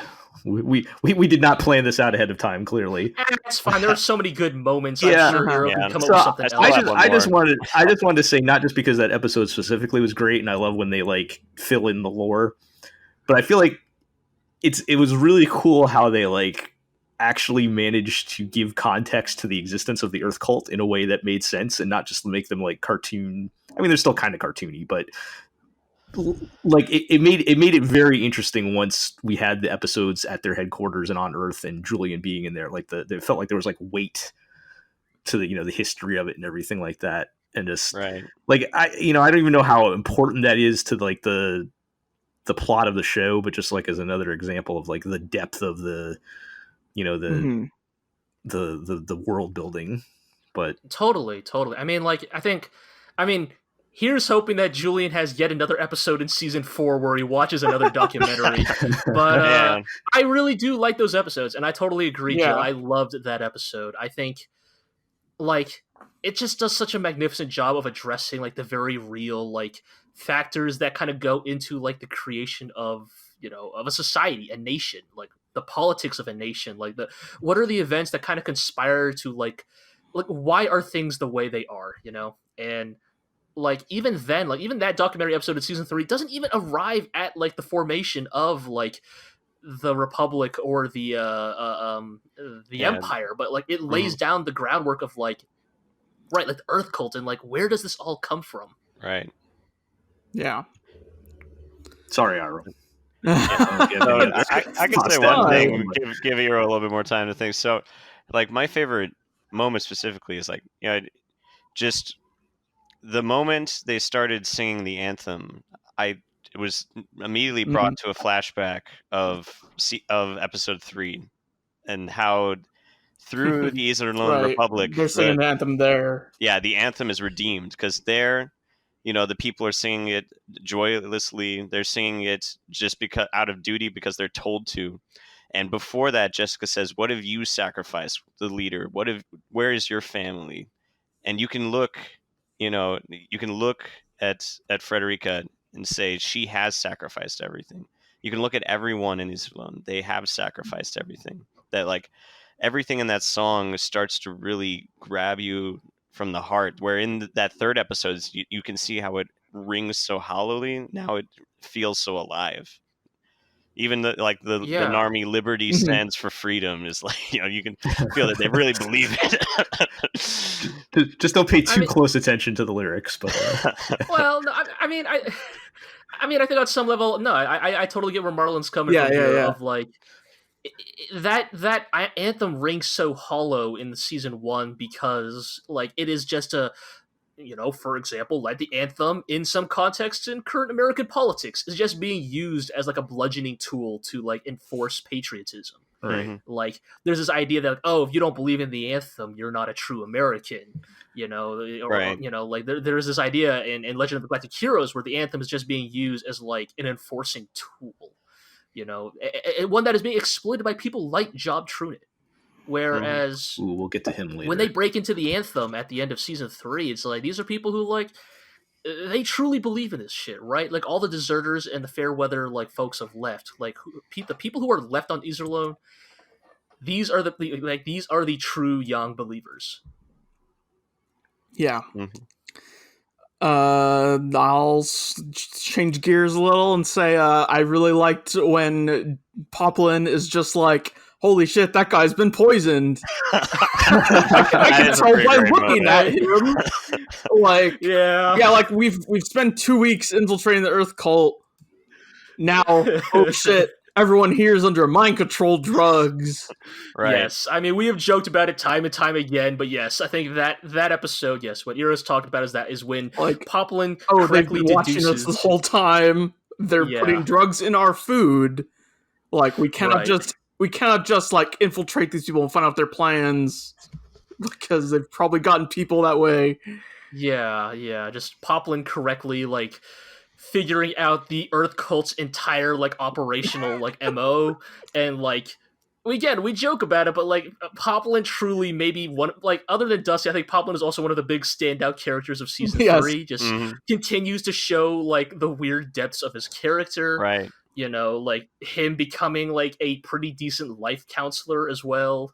Like you just you just see so many like new aspects of Poplin that like the thing is like here's the funny thing with Poplin. There's like these new traits that they reveal about him don't necessarily make him like a deeper or more nuanced character. Right. Like he's still a lecherous shithead, but like he's like the most like fucking multidisciplinary, like skilled, like lecherous shithead you've ever met. Yeah, right. True Renaissance man. It's very good. Uh-huh. Yes. Yeah, one might rank him among the annals along with Admiral Mecklinger and Cao Cao. Yes. If we're taking that angle, then I will also say one of my favorite moments. If we're just talking about moments in general, is definitely the Rosenritter saving Yang from imprisonment. Just the fucking shot of Shenkai shouldering that fucking RPG, Mhm. blowing up the car, You thought this was about like politics? I've got a fucking bazooka on this Jeep. Yeah, just so good. Yeah, that was real good. Let's see. What about also related to that, of course, if we're talking about like fun moments, the retaking of Iserlohn had to be an all-time high. Moshenko hurling a pillar down a hallway. Yes, that and just like the fifth dimensional chess that Yang plays on Lutz. That was so good. Is so satisfying to watch. Like, I think in many ways it's probably, for better or worse, I think maybe that is the swan song of Yang Wenli's career, because like, I mean, I do like the Battle of the Corridor because it kind of shows that like even a guy like Yang can, like, even when he doesn't have tricks, like he's still like a very like good and like capable commander. But like, for better or worse, I think the Battle of the Corridor, we don't really see Yang pull off anything. Like his options were very crazy. His options were very limited at that point, right? He had like for better or worse, Reinhard succeeds in dragging Yang into a much more straightforward fight. And like he still holds up well, but you begin to see the limitations of Yang Wenli as a commander when he does not have the ability to just like pull the most fucking ratchet shit he can imagine on his opponents. Freaking dragging asteroids into them, blowing up empty transport ships, all the good stuff we love Yang Wenli for. So like the Iserlohn recapture is probably kind of the real kind of final highlight of his career. I also want to shout out the Battle of Maradetta with Bukak's last stand and all that. Yeah, shout outs to Bukak. Yeah. Shout outs to his speech. Shout out to his toast of democracy. Like in a weird ways, like we love Yang Wenli, and I think like Jel, you mentioned it earlier that like in some ways Yang maybe didn't actually die. Like the actual way he dies is not explicitly defending democracy, and like I think I'd kind of agree that like in many ways like the tragedy of Yang's death is like how senseless it is. Like he does not die like, not that we ever expected him to, but he doesn't die like in a blaze of glory on Iserlohn, like on a pile of like Empire corpses, double fisting rifles or something. Bukak, on the other hand, Bukak though, he gets that. Like that's like Bukak dies the way we expect a hero to die. Like fucking drinking, like toast democracy, drinking with his best buddies, fucking just going out blasting against like, despite being outnumbered 100-1. Like talking to the big bad and like refusing his call to follow him. Yeah.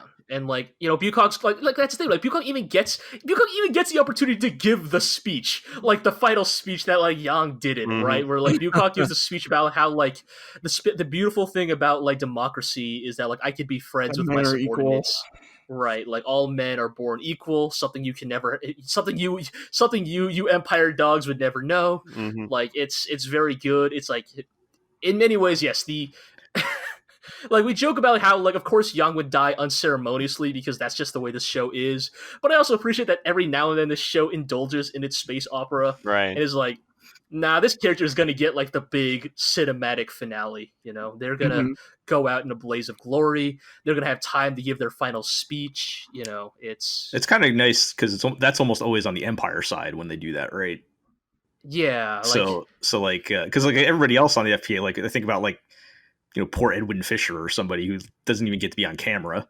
Right. Like you compare that to like the death of like Steinmetz or Fahrenheit. Right. Fahrenheit gets the whole like you will be my boon to the Kaiser. Right. Like he gets his big ridiculous speech. He gets to like stare off into the distance. He gets to have his internal monologue about, I served my Kaiser. This truly was a fitting end for me. Like Fisher doesn't get that.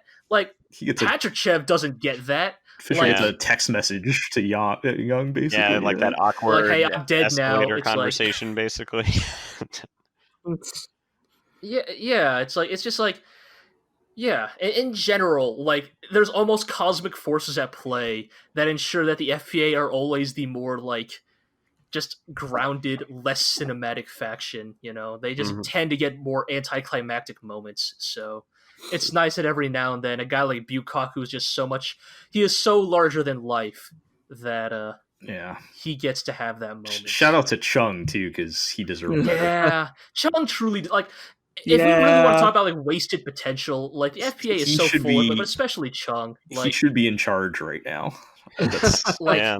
yeah, like there's a better world, a better universe would have had Chung like leaving Bukok to side with, or to go meet with Yang at Iserlohn or whatever, and like becoming his like new number two. Like we were all, I remember when we were all a little skeptical of Chung back when he was first introduced, and then dude would eventually reveal himself to be like maybe the second smartest dude in the entire FPA. Yeah, they brought up And, that like- weird sandwich thing, and they just never did anything with the bread thing or whatever. Just never did anything Oh, with it whatever. again for the rest of the.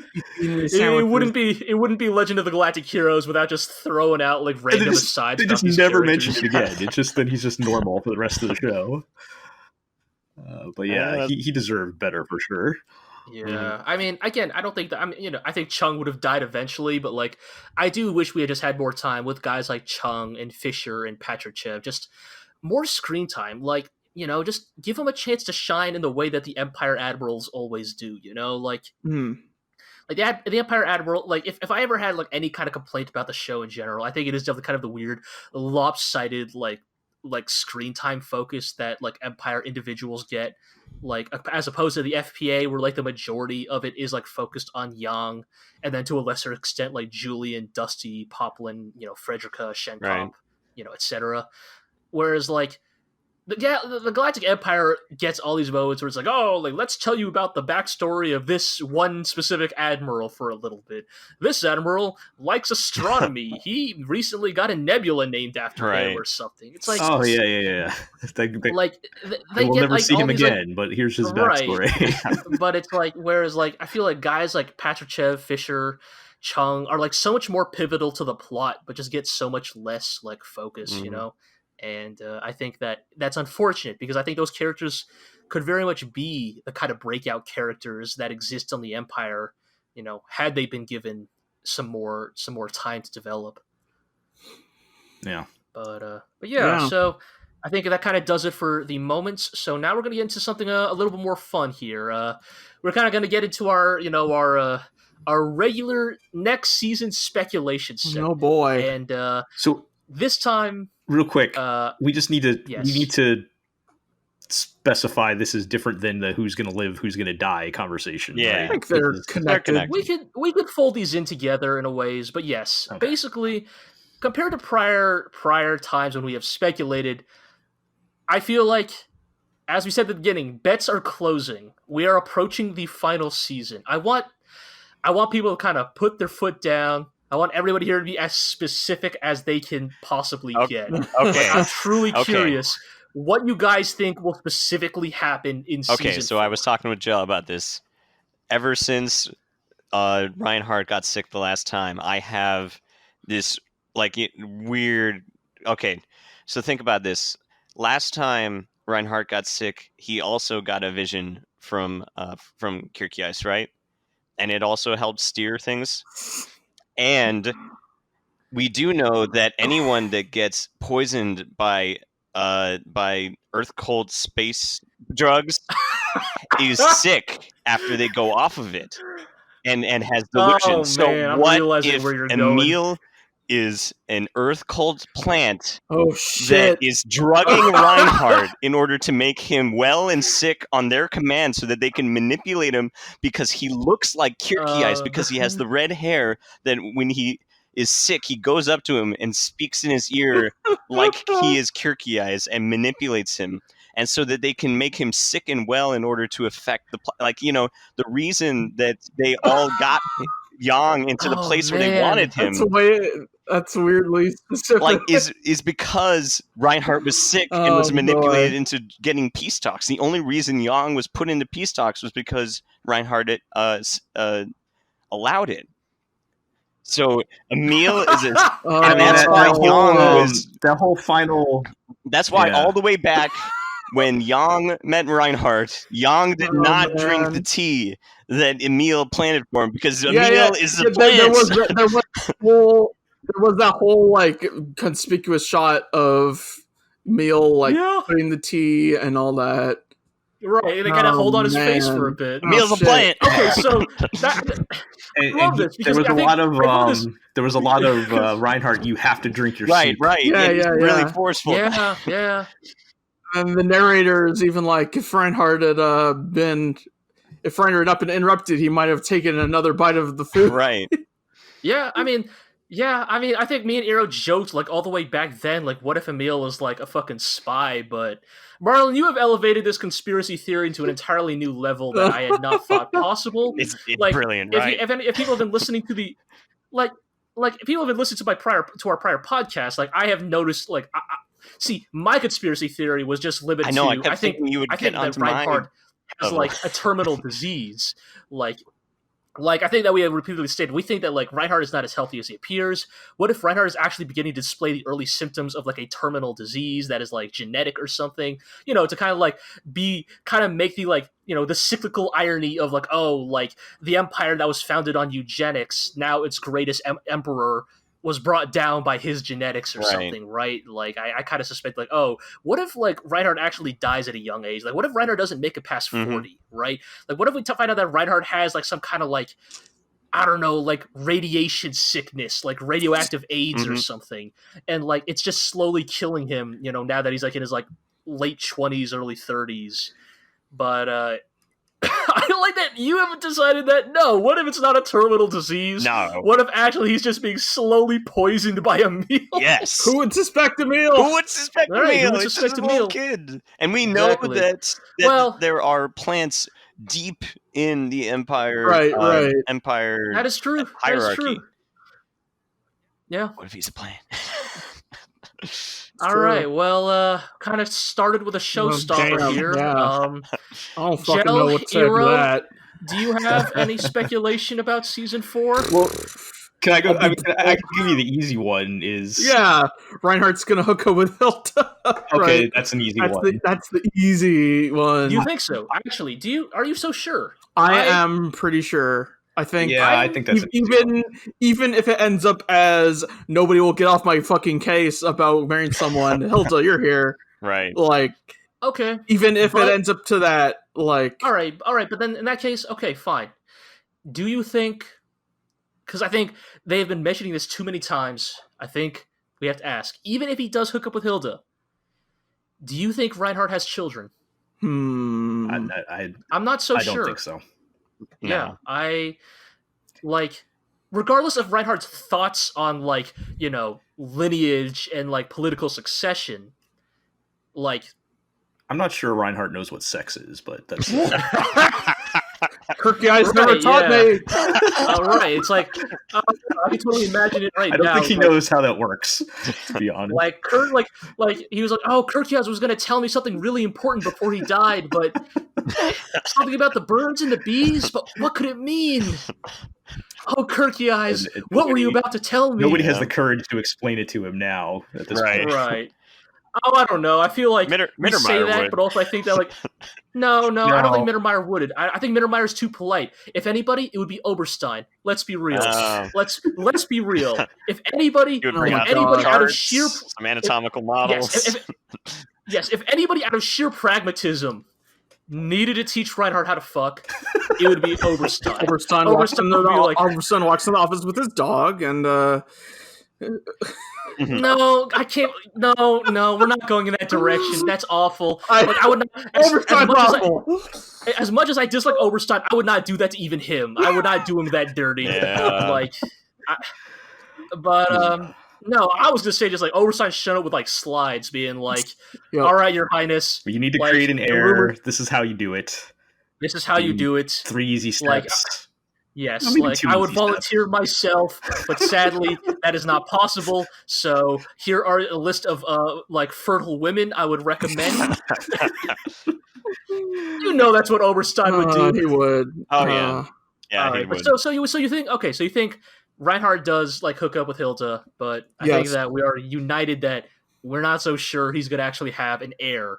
And like, what does that imply about The future of the Empire. the future of the Empire, right? Because like, I think we've said it since even like the end of season 2. Like, maybe I'll get into this. Like, if I'm getting really specific to my speculation, I think I think in scare quotes, Reinhard will win this show. Yeah, Like, I would agree.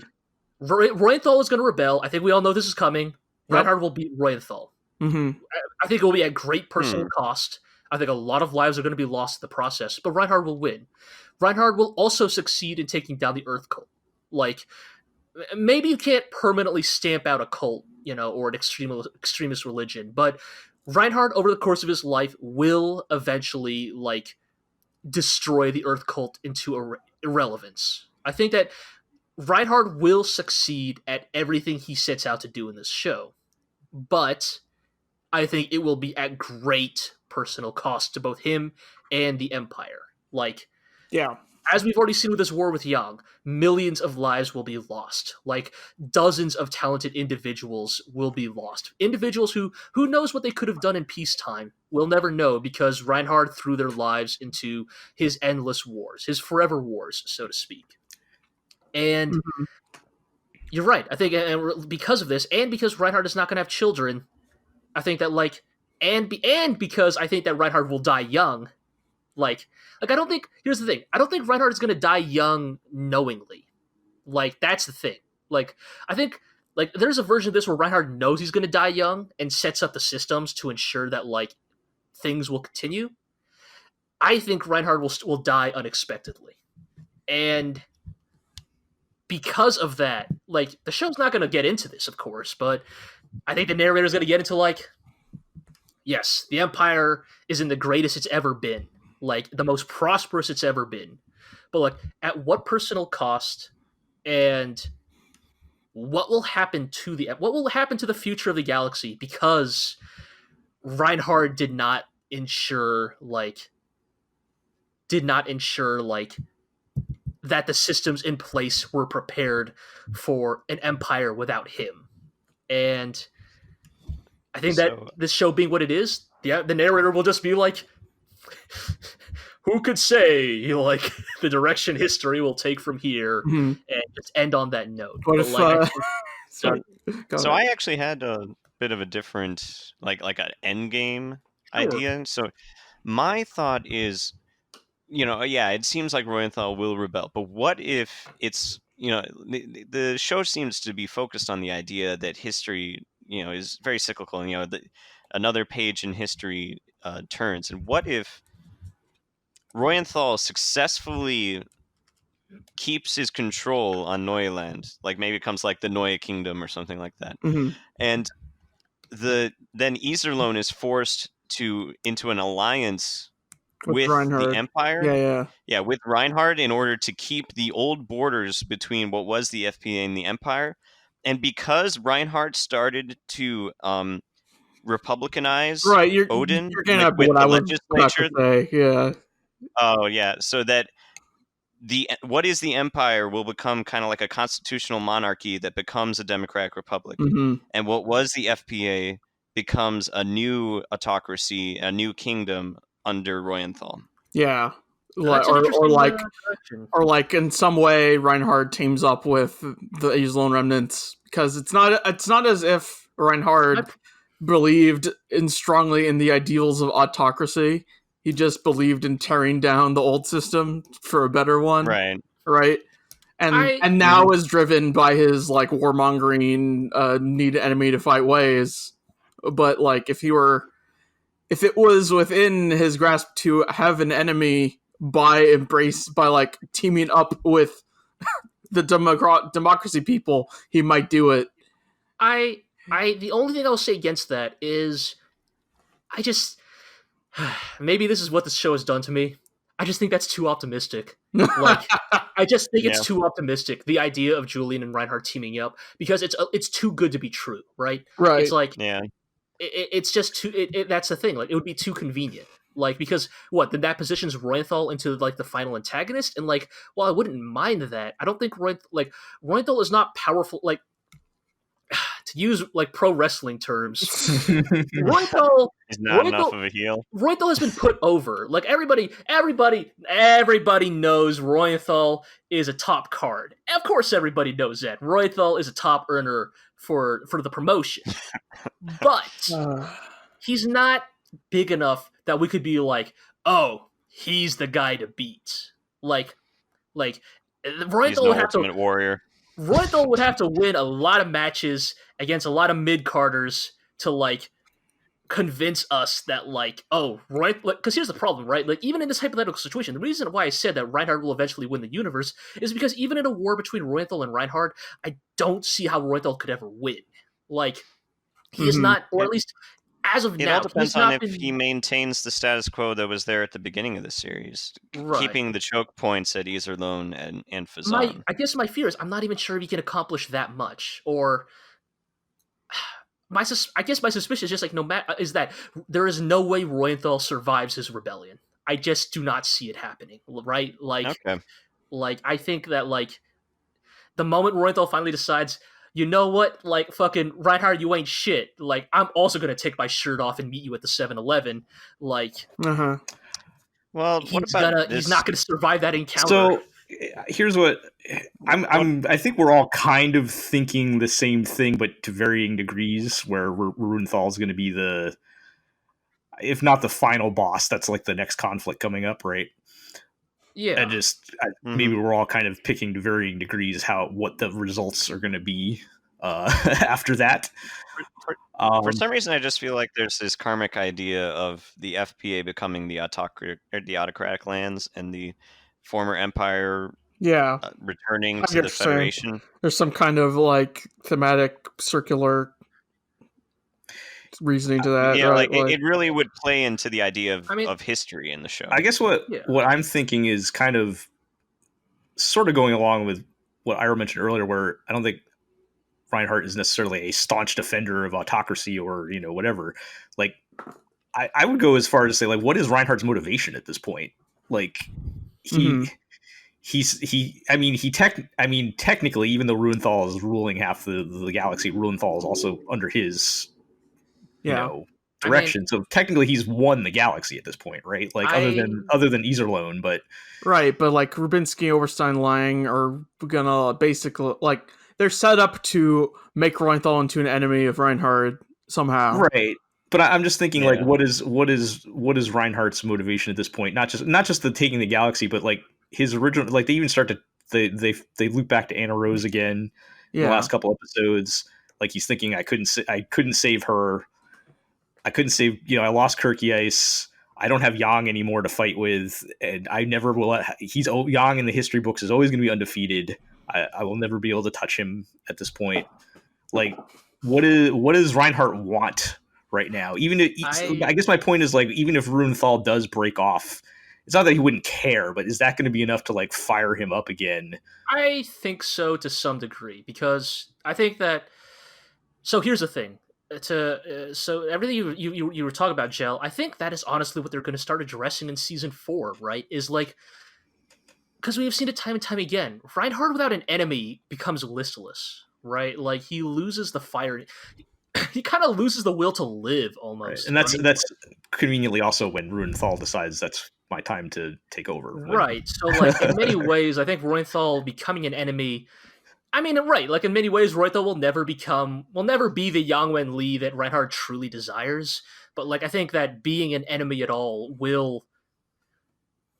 I'm not saying Reinhard is going to welcome the prospect of Roythal rebelling, but it will inspire him in a way that that drives him, because we see time and time in season 3, right? Like, Reinhard becomes listless. Reinhard becomes passive. Reinhard becomes cautious almost, like during peacetime, right? Like, he does not make bold decisions. He is not like the God Emperor that he so like meticulously designs his appearance to be, during wartime. Like, during peacetime, like, he's literally just like, Hilda, can you do this, right? Like, right. Like, just do whatever Hilda says. Like, he is not interested. He is truly not interested in peacetime. And I wonder if season 4 is going to begin to like get into that.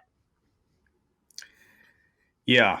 Hey, is this a good time to just throw out there Mittermeier is totally dead, right? Oh yeah, I'm gonna put 90% chance on I don't see any way for Mittermeier. Like I'll be shocked if he makes it through the first like 3 episodes. of the Wow, season. I was gonna say maybe halfway through, but you're saying first 3 episodes of season 4 just I start off mean, with a banger. Just Huh. That's gotta be part of the Ruinthal the thing that flipping drives the Reinhard. switch, right? They have to meet Yeah. each other on the field of battle, man. Well, maybe that's Oh, part of how he man. dies. I don't know. Reinthal Mittermeier. That's a fight I Hmm. would fucking pay to see. Yeah. No lie, but okay. So one more thing before we get into like the who live. Okay. Before we get into our I don't want death to jump the pool, gun on one the more, yeah. one more thing, because we haven't really talked about it. What do you think happens to Julian at the end of season 4? I think we can confidently say Julian will probably survive this show. I think. I think I being think he maybe has the best odds out of any of the main yes. characters. I'm pretty sure Julian is going to survive this show, but what is his fate? Like Iserlohn now numbers less than 1 million. He has no political clout. You know, he has the tatters of Yang's military left under his command. What becomes Iserlohn's destiny, or what becomes Julian's destiny? What becomes like? Okay, let's say at the end of season 4, when they're doing the epilogue stuff of blah blah blah. Mecklinger would go on to enjoy a vastly successful career as a poet, etc., etc. Like, what is Julian's epilogue? Like, what Well, do you think happens at the end? Like, do you think he still stays on Iserlohn? Like, does he just maintain it as a bastion of democracy? he's gonna marry Karen, right? Can I ask a question related to that first? I mean, sure, that's not that speculative. But yes, Joe, Yeah, please go ahead. Do you guys think it was a little bit of too much of a stretch that they put Julian in charge? A little bit. Yeah, It he's It was like supposed 18. to be kind of a stretch, right? Yeah. I think it's meant to be a pragmatic choice. Like, I think that in many ways, Julian kind of, how do I put it? He kind of represents the future, right? Like, he's not super experienced now, but this idea being that he has room to grow, whereas kind of the rest of the FPA leadership have kind of settled into their like highly specific roles, if that makes sense. Yeah, I can kind of see the reasoning on it, but I do think it's maybe stretching it more than the show tends to stretch things. I mean, we have had Reinhard being in charge of the Empire at like 20 or something, so maybe it's not that big of a. I mean, and I think there's something to be said for everyone's being aged down a bit because millions of people are dying in war. Well, or that too, yes, in anime.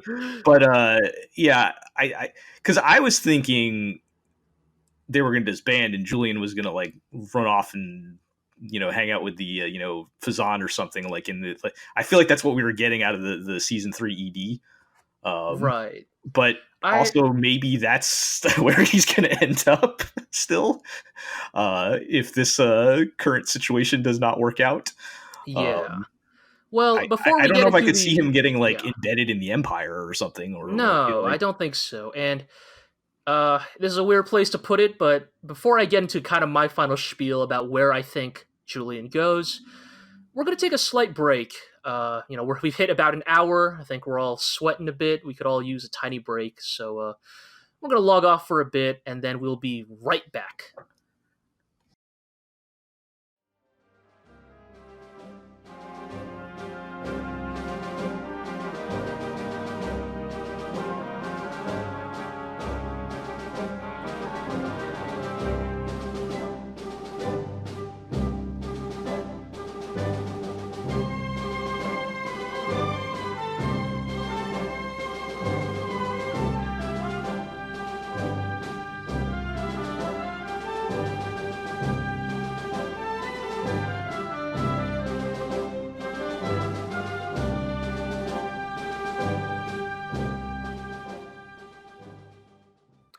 And we're back from yet another brief break. This is going to be a very long podcast, so I hope you'll excuse us for taking a break here or there just to maintain our sanity. Yeah, it's not at all that I had to use the bathroom real bad in the middle of our conversation or nothing anything. of the sort. But yeah, so kind of just to get back into it. So last time we were talking about like what was the fate of Julian, and yeah. Here is my thought, because they haven't quite made these parallels explicit, but what if Julian becomes the next Ale Heinesen? What if he takes the people of Iserlohn and they just leave the galaxy? Or so we just move Iserlohn somewhere else. I'm not even No, sure they like, take they Iserlohn. develop Maybe they the- do, but oh. like, They strap the rockets to it like Geiersberg and just, Right. yeah, maybe they do. Yeah, like it's a better ship than a fucking block of ice. probably, yeah.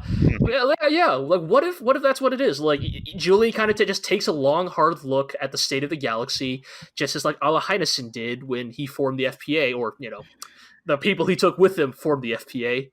What if Julian kind of is like the same dude who's like democracy cannot survive in this corner of the galaxy. Like, we have to leave. We'll have to find another a hospitable planet.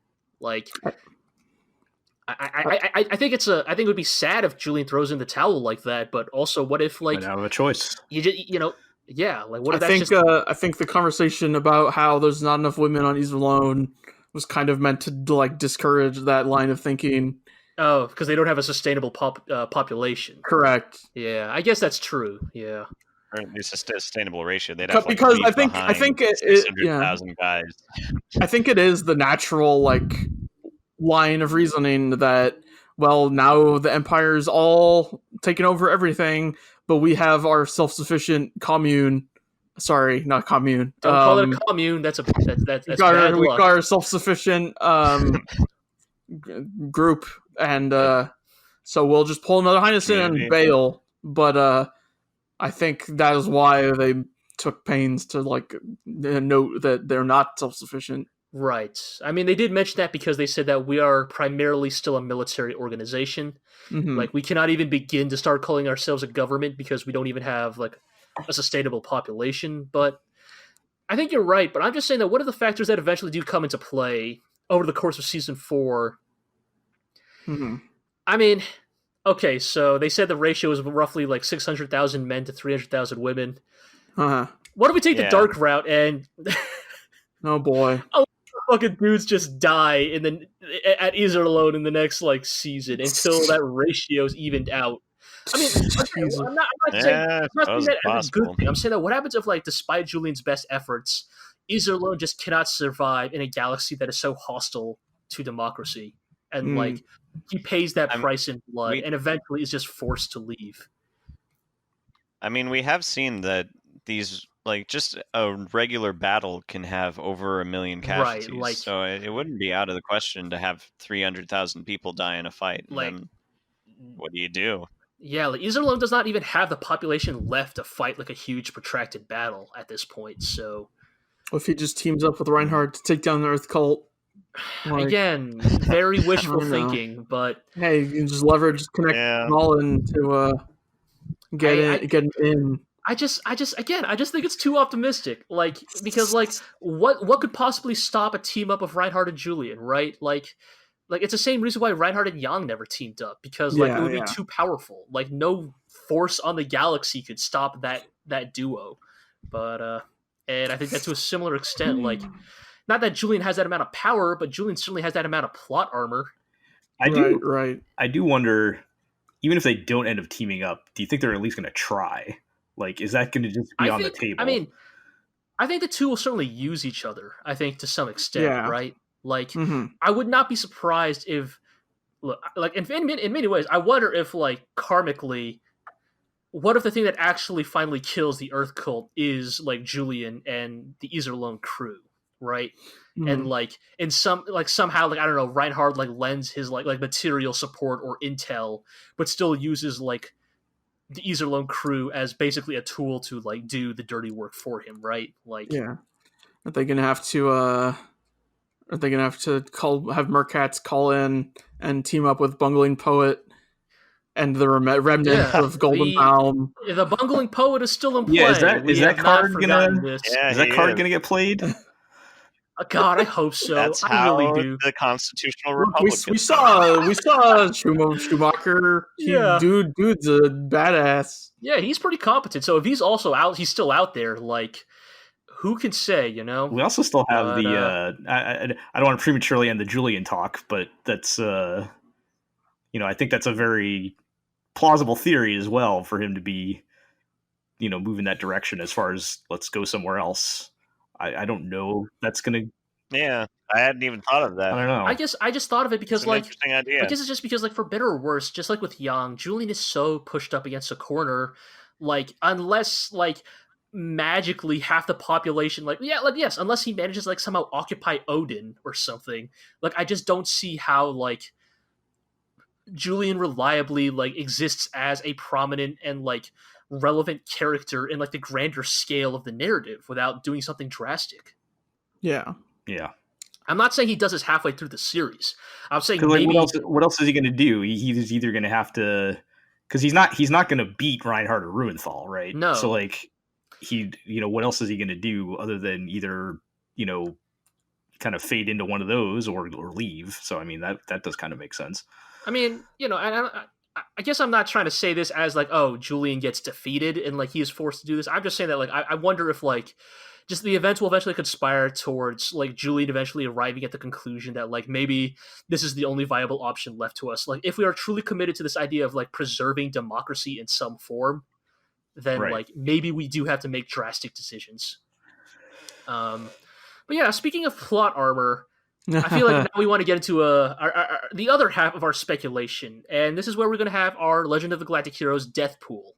All right. I want everybody to make some hard bets here. Barring the obvious characters I don't know, Julian or Frederica or maybe Reinhard or other characters who are obvious in other ways like Mittermeier or Royenthal. Who are your bets on characters you think are 100% going to survive this show? And by survive, I mean they will make it to the final episode. This does not mean... They won't die on camera. Right. They will not die in an epilogue. Yeah. They will not die of old age. They will not die and then blah, blah, blah. They lived happily until they died peacefully. I mean, characters who will overall survive until the final episode. And then conversely, who is a character you think stands no chance of surviving this series? So we're going to do the survival first? Yeah, let's go with survival. Kazunu's family. Yeah, I think the FPA crew got a little more plot armor, except maybe Shenkai. I still think Shenkai. Yeah. Shenka's down. Shenka's dead. Shenka's down. All right, no. So Dusty is surviving. You think Dusty survives? You think Dusty makes it to the end? I think he writes the history that is used as one of the primary sources, because this is still a history. I think they're setting. I think they've been setting him up for that. Yeah. Yeah. Okay. So here's in general, other than Shenkop, the rest of the FPA crew is looking much better now than they did. Before. Yeah. I'm still going to make this bet because I made this bet as far back as season 2. I think, Iro, you took the easy way out by saying Kazunu's family. Absolutely. I took the easy way out. No, that doesn't count. I expect you to pick another character once we're done. I'm going to say Kazunu. Kazunu himself. Survives or dies? I think lives. Okay. I think he'll make it. I think Kazunu... Well, here's the thing. I've been saying this as far back as season 2, when y'all were like, I don't know. I think his family is actually going to kill him. I think Kazunu is the rare example of a character who has appropriated the plot armor of other people around him. Kazunu by himself, 0 plot armor. That dude would be fucked. But Kazunu... Yeah, I was on that boat for Kazunu making it. Yeah. Right, I think I said that last season. I knew he was. But I think now that Kazunu has survived season 3 and has survived Yang's death, because I always thought so. My original speculation, I think people can go back and find some episode where I said this. My suspicion was always whenever Yang died, a lot of the FPA was going to go with him. It was going to be a big traumatic event. Maybe not a blaze of glory, but something was going to happen that was going to gut the FPA. But I thought they were going to sacrifice Iserlohn or something like that.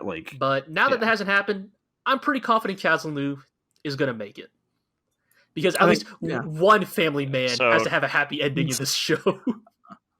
I think Poplin survives. You think Poplin? Oh, I think he dies. I think he survives. I think he might be one of the people who dies. He kind of he dies to show Karen as the mentor figure to both Karen and Julian. I feel like his window to go would have been when during the Earth cult stuff. No, even before that, when what's his name died. Konev? Yeah, when I feel like that was the best window for Poplin to go. Him just decide that be totally reckless with his life and then go out that way. But you think that because Poplin has endured and survived and become stronger as a result of his trials and tribulations, Poplin will survive Legend of the Galactic Heroes. Yes. I think he's got. I'm gonna give him like 65% chance. Okay.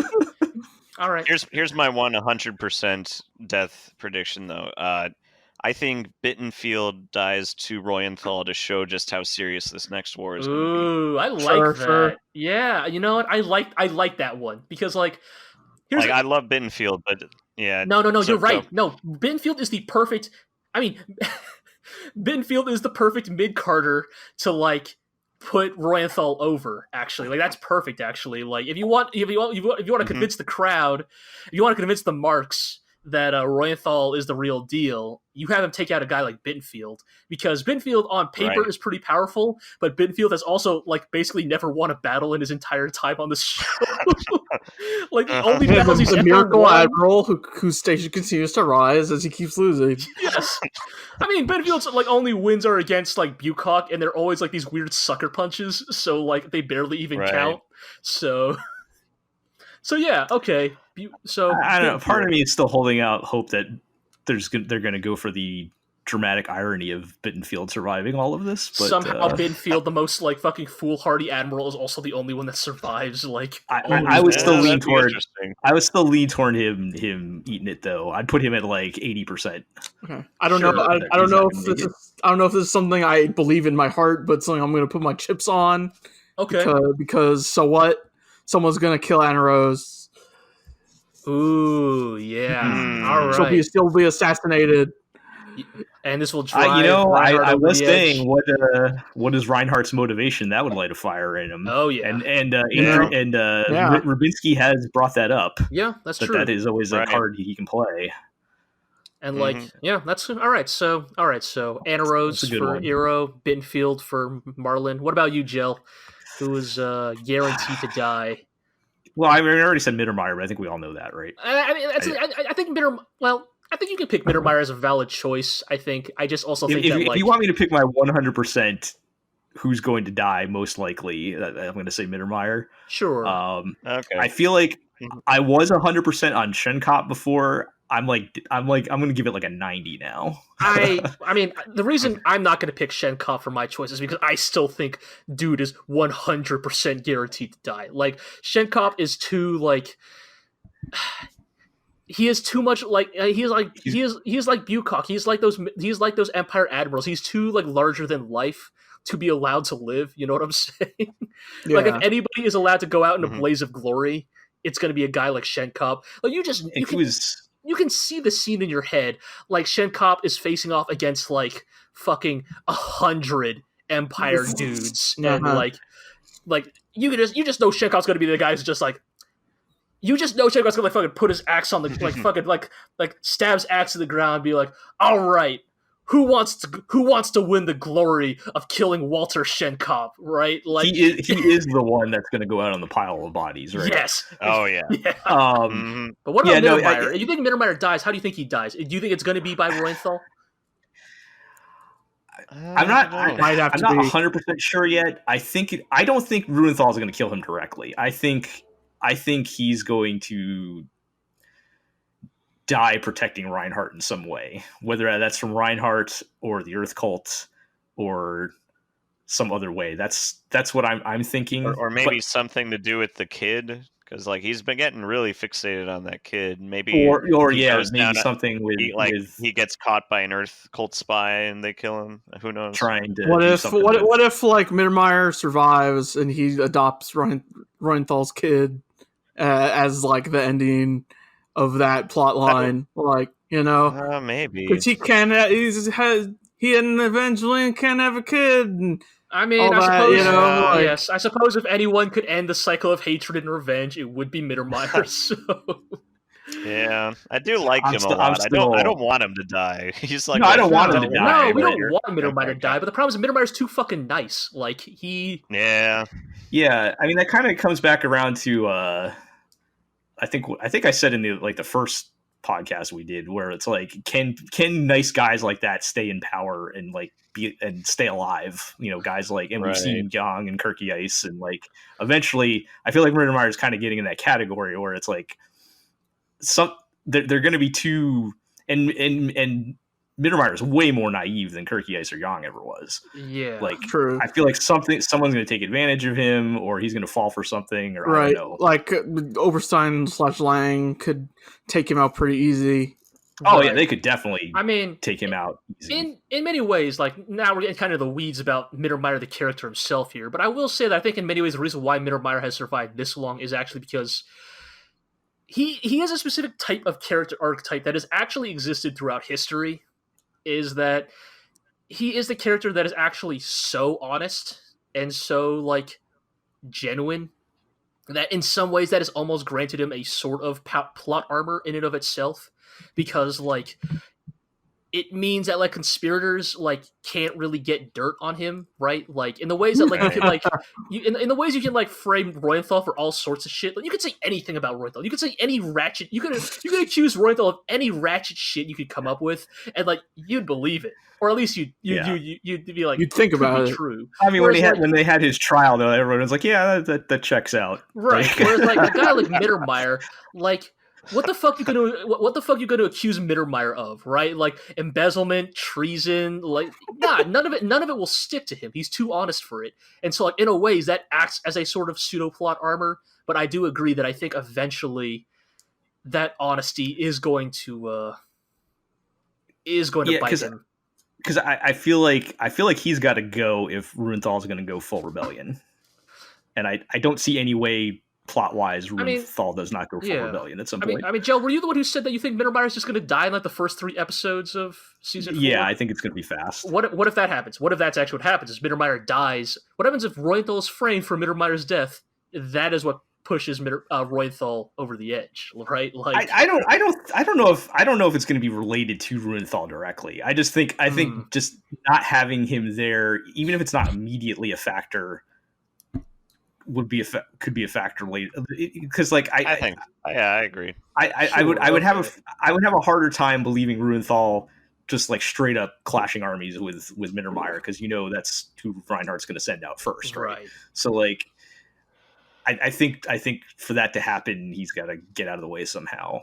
But yeah, I think there's going to be some kind of foul play involved with it or something, or he's going to get caught up in.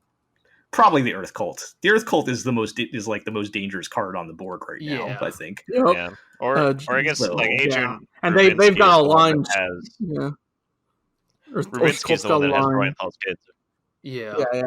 Earth Cult's got a line straight to Roenthal via Job Trunicht. Yeah, that is true. Yeah, I did want to bring Job Trunicht up, and like because Job Trunicht was like a noted supporter of Goldenbaum Dynasty, like.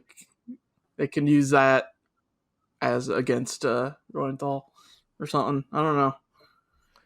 Sorry, Joe. You said you wanted to say something about Job? No, I'm just going to be... I'll be interested to see if he plays any kind of significant role. I think he'll play his part. You know? I've always wondered like how much... I've always found it hard to gauge how good of like a politician Job Trunicht is, or versus how lucky he is, and just like, popping in and out like a cockroach. I mean, so here's the problem, right? Is that how do you quantify what is a good politician? Because like he's a very good politician at continuing to get elected despite his constant fuck ups. In that regard, he's a pretty good politician. But... Yeah, I mean, the fact that he's been able to survive and still have a job, like, is that just out of sheer luck? I mean, some of it, I guess they would imply it is because, like, every time he comes up, Reinhardt's just trying to get rid of him, and he does not definitively get rid of him. And I think some of that is like, some of that is that I think is that like it is in some ways it is Job's like quality, right? Is that he is shameless, right? He has no pride, he has no honor. Like he will suck up to Reinhard for a job, and Reinhard like completely like underestimating how shameless Job Trunicht will like try to humiliate him with a job he's sure that nobody would ever take. But Job Trunicht will take it anyways, right? Like that's because he doesn't strike me as like a Rubinsky where he's pulling the strings. No, but I think he's very good at looking out for his. I think he's very good at looking out for his own self-interests. Like, and but is he going to have any influence now that he's in working with I guess I don't. pretty high up in Ruenthal's My suspicion is that administration. my suspicion, or maybe it's just my hope, is that Job Trunick does not end up playing too large of a role, but I think he will like play at least one pivotal role in season 4, for better or worse. Like, I mean, we all wanted to have a horrible, humiliating death. So. yes, but I'm not sure we're going to be that fortunate. Like if I was being really cynical, I would say that maybe Job Trunick has a 100% chance of surviving this show, just as like a commentary on like fucking politics. Yeah, I could see it. Possibility. So for my Job- guess, anyways. Oh, sorry. No, I was going to say that was really for a dumb who joke. dies. Is Oberstein too obvious of an answer? Like, Maybe. I don't know. Put Job I think- Trunick and Oberstein in a ring with one knife and like, but I'm serious. Like, is Oberstein too obvious of an answer of someone who's guaranteed to die? I 'Cause could see think- a world where he does not die. Okay, then that would be my bet. Is that Oberstein will eventually overstep his bounds. Like, Oberstein's been doing a very good job of kind of being the man behind the curtain so far, but I think eventually Oberstein's going to do something that like. Here's the thing where I'm not sure though. Like, will Oberstein do something? Will Oberstein overstep his bounds? Will he like disobey Reinhard because he thinks he's going to do something to save Reinhard, or will he become disillusioned with Reinhard? Like, you know what I'm saying here, right? Like, will Oberstein basically quote unquote try to save Reinhard from himself? Like, Right. Yeah, I think that's. I'm doing probably this gonna- for your own I don't good, think he's ever going to Reinhard. betray him. Okay, so here's a. what if Oberstein kills Anna Rose? I'm Yeah, just that's saying, kind of yeah, where. what- I don't think Oberstein's going to kill Anna Rose, but I mean, we'll set the We're- set the events in motion for it to happen. is what I we're mean. starting a line of connection between him and Rubinsky with Lang. Yes. Yeah. Could well, first of all, Rubinsky versus Oberstein is an interesting battle, and could it be set up to where Oberstein takes the blame for Anna Rose being killed in some way? Oh. Who's going to win that? Who's going to win that battle of manipulation between Right, Oberstein and yes, Rubinsky? yes, Would be an Right. interesting. Yeah, I'm certainly curious because, like, we talk about like Oberstein being like the master manipulator, but again, I think we literally said this at the end of our season 2 wrap up as well.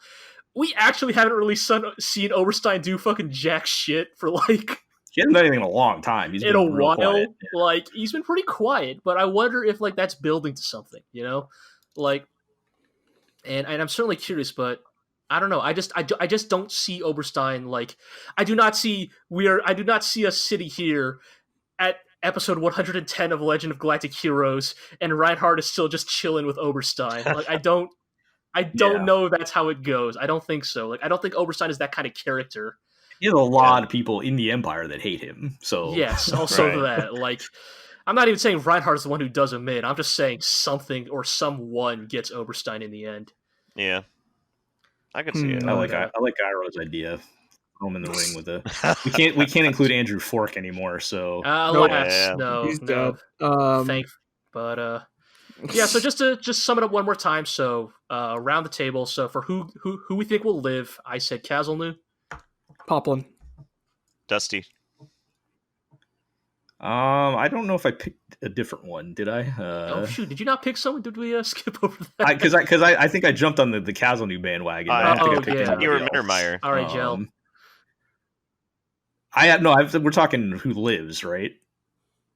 Yeah, right, yeah. right, I'm sorry. saying Yeah. who- I picked Mittermeier for who dies, but I don't think Oh, I picked yeah. somebody for who lives. I don't know. Yeah, because I had said Kazelnu too, but I don't know if I have an alternate pick. Well, that's fine. We'll just say that you also like two bets on Kazelnu. Then We're gonna pick one that is not obvious. Then right. We're going for like less obvious options. because I think And then for like who- Frederick and Julian are probably pretty Yeah, safe. I like think that's that. too obvious. I Yeah. think they're yeah. All right, and then once again for who dies, I said Oberstein. Anna Rose. Bittenfield. Mittermeier. Who did you say, Marlon? Bittenfield. Oh, you said Bittenfield. Oh. Yep. Yes. Okay. So again, take notes. Keep these names in scores. mind, and we will reconvene in our season 4 One another recap 20 weeks. podcast. That's it. Yes. But yeah. Okay. With that taken care of, I guess in a weird ways we did. Our next topic actually sort of connects to this in a roundabout way. I didn't actually notice this till now. Iro, was this your suggestion? I put that on there, yes. All right. Fine. Next topic. What would be the most satisfying way for Oberstein to meet his ignoble end? Put him in a ring with Job Trunick and one knife. See, here's the thing. Oberstein doesn't really care if he lives or dies. I right? know, So, and like, I hate him. Yeah. I want to see him, like... What could you possibly do that would make him care? I know, that's like, the thing, right? Like, you need to flap him. He's got to be flapped before he dies. Like, the only time we saw him even get remotely angry was that one time they were at that meeting and he had to walk out for like 30 seconds. Yes, but like... And even then, it was just like he calmly got up, walked out for 30 seconds, and then came back. Like what do shoot his you dog in do? front of him or something. Like, I don't know. I mean, I guess that's the thing, right? Like, it would not be enough just to like kill for Oberstein to eat it. I feel like we would finally have to see Oberstein lose that icy cold facade, if even just for like a minute. Yeah, You know, just like. But what would do that, right? Like, what could possibly throw Oberstein off? A bombing did not throw Oberstein off guard. Like, let us be clear here. Like, yes. Oberstein was literally bombed. And, Internal explosion. yeah, Did and not like break sweat or change his expression. did not break character. I mean, the only thing he cares about is his dog, right? Yeah. Yeah. But yeah, I mean, I don't know. Let's see. I'm trying to think like what are other ways we could I guess that's the thing, right? Because as much as we were joking, like what are actually we are kind of getting back into speculation territory here. Like, what are actual ways Oberstein would like conceivably die, right? Like, if you just want to joke, like the most humiliating options, of course, is just like I don't know, like freaking, I don't know, takes a tour of like I don't know a pie factory, slips on a pie, and like knocks his head on the corner of a table and like dies of a brain aneurysm. Like I don't. That would be maybe the funniest way to go, but it's not a way I would actually believe Right. would happen. I mean, would it be that he... I mean, what is it? It's like the whole reason he joined Reinhard. He hated the Golden Bomb Dynasty because the Golden Bomb. So So maybe if the bungling poet reinstalls the deposed emperor, and Oberstein has to live the rest of his days under a new Golden Bomb dynasty, that's that would not be bad. That's the best we could do. Be terrible for everybody else too, but no, it would be awful for the state of the galaxy. But who knows? Maybe 40 billion lives are worth it if Oberstein gets humiliated in the end. So maybe it will have been worth it. But yeah, so maybe we should now move into another point of speculation we have here. So you could say our next topic is not really a topic itself, but more an interesting observation that Iro made the other day. Yeah. But the joke is that I constantly refer to the legendary 1988 science fiction OVA as well, the legendary 1988 science fiction OVA. Whereas like season 3 ends like in the first half of 1995. Yes. It's and, like we're firmly into the mid to late 90s now. Right, and then you made the interesting observation that it's weird. It's weird to think of Legend of Galactic Heroes as a 90s anime, but you specifically pointed out that Season 4 takes place in a post-Evangelion world. Uh-huh. That's fucking weird. Yeah, Right. And here's the thing. I don't think we're actually going to see any influence from that, quite frankly. I think that Legend of the Galactic Heroes is indifferent to the world around it, quite frankly. But I would agree. Just also, what? Yeah, it's so wild to think about. Like, Legend of the Galactic Heroes almost ended on the cusp of 2000. Like, right, like this anime ran for almost 10 years. Right, like truly a journey amongst the sea of stars. Like, we've called this a journey amongst the sea of stars. Our paltry year spent watching this show, but it must be like it must have been wild for fans at the time, like to. I mean, we say 10 years, but then again, like we're still talking about Evangelion. That's about how long it's taken to go from Rebuild 3.0 to 4.0, right? So, not even that crazy. Yeah. I guess so. It's just kind of weird for me to think about. Yes. You know? Right. For some perspective, you know what series had about the same amount of episodes in the same amount of time? The Monogatari series. Wait, really?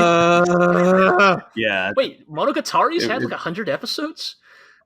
I mean, it's probably around there Damn, somewhere. It's got to be getting close. I mean, there's been a lot of seasons.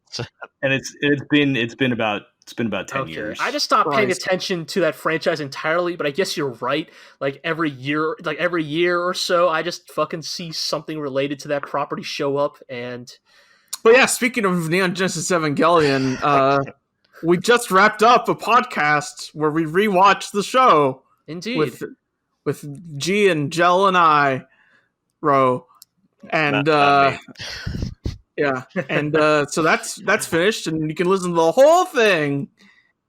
It is kind of weird to think about where the anime watching zeitgeist was at that time, and thinking of Legend, because again, we always think of Legend of Galactic Heroes as an 80s anime, and how the I guess the anime watching landscape would be different at that point. I did when I was looking through interviews for Neon Genesis Evangelion, I did see one with Anno, like around the end of Evangelion, I believe. Oh yeah, there was a question about what's up with like novels these days being written to become anime, and he said like, "Oh, they've been doing that for a long time now. Legend of Galactic Heroes was really good." all right, Anno name dropping. I saw that and went, haha, Legend of Galactic Heroes. We're watching that show. I think Anno is a fan of military documentaries. Yeah, that does make sense. Yes, in many ways it does track. I mean, even more than Anno himself, right? Like, I mean, and we talked about this briefly in season 1. I think go all the way back where we talked about like Legend of the Galactic Heroes' cultural influence, but like. I guess it's weird because like in many ways I don't know if I see a ton of Galactic Heroes in other anime, but like you do see the occasional like parody or like reference to it, and there was that candy commercial a couple months ago.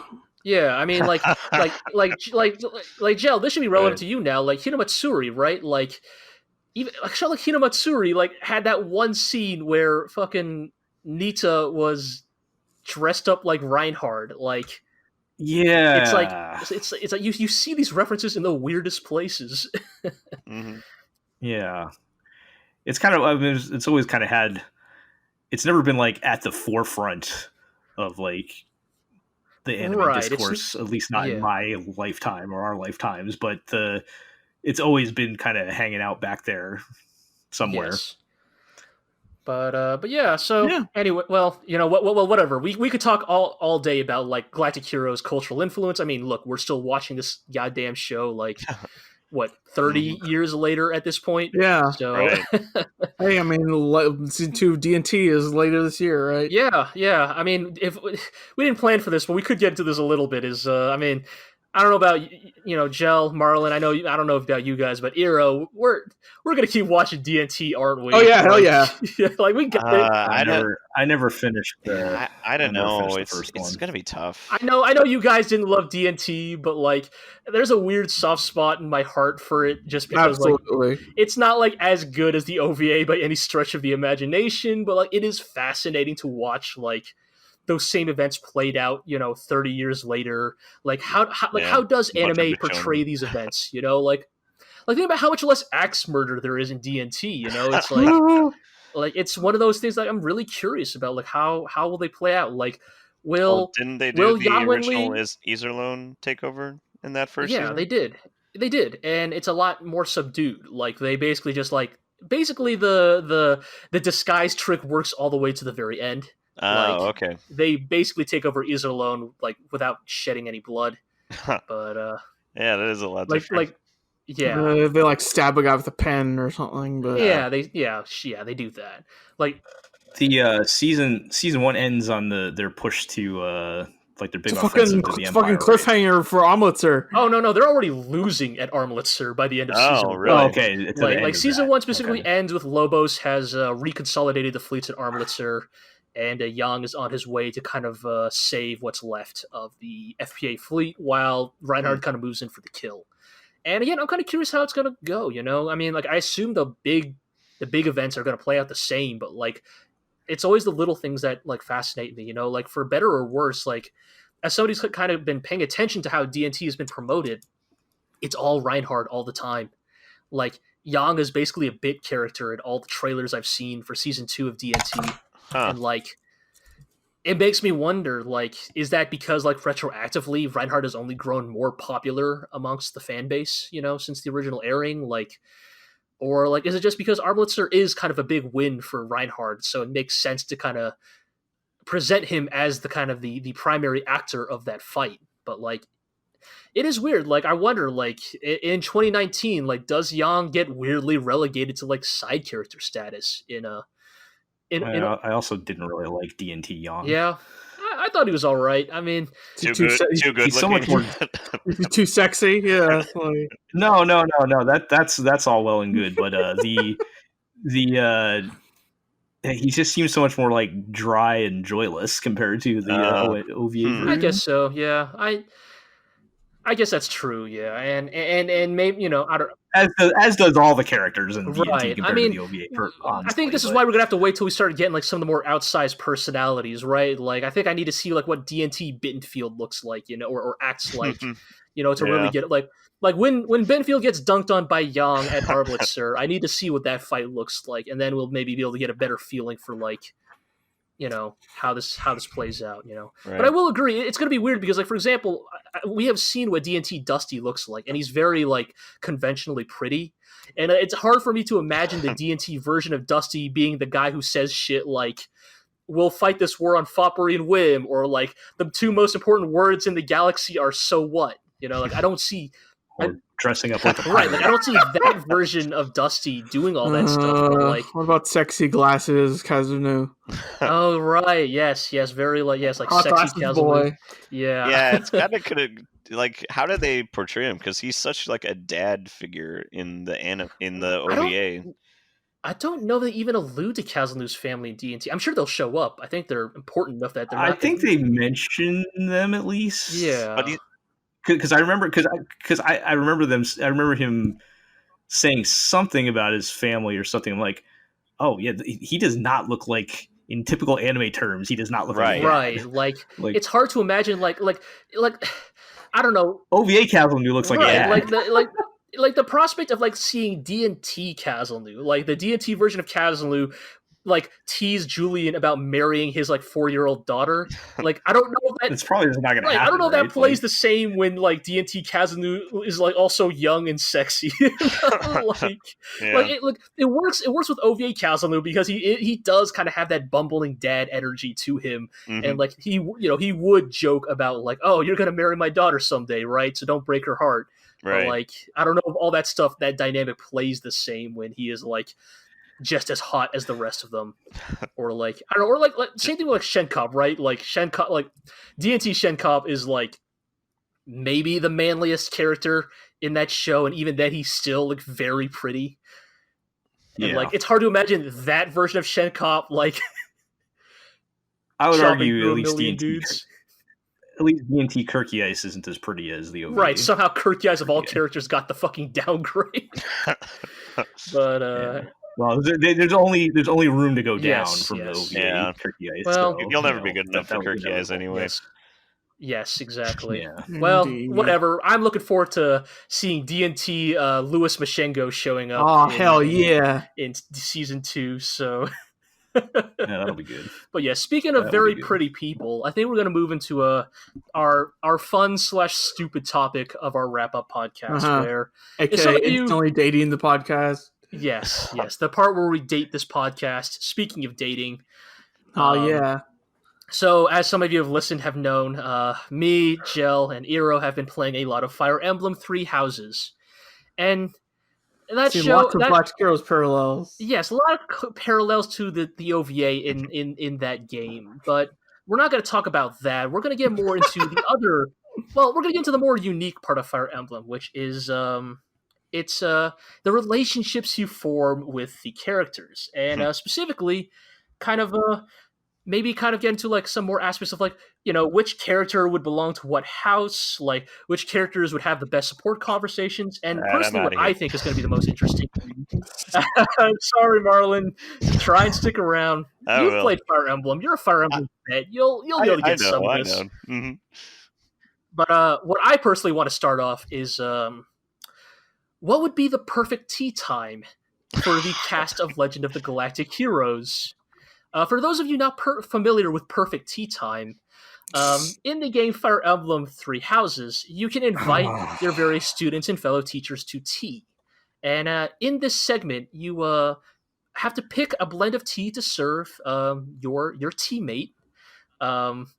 You have to pick the conversation. Yes, you have to pick conversation topics. You're given multiple options. You know, stuff like, you know, cats or cute monks or battle tactics or weapons maintenance, and you have to like pick the topics that will resonate with the character you invited to tea time. And if you answer them all correctly, you unlock perfect tea time, where you are given control of the camera and allowed to zoom in and pan on the character's face. Oh, I am not ready for this. And so now that we've kind of familiarized ourselves with what perfect tea time is, what are some characters you think you could take out to perfect tea time, and what topics would those be? You know, for example, I got you got to Yang and you got to pick a brandy tea.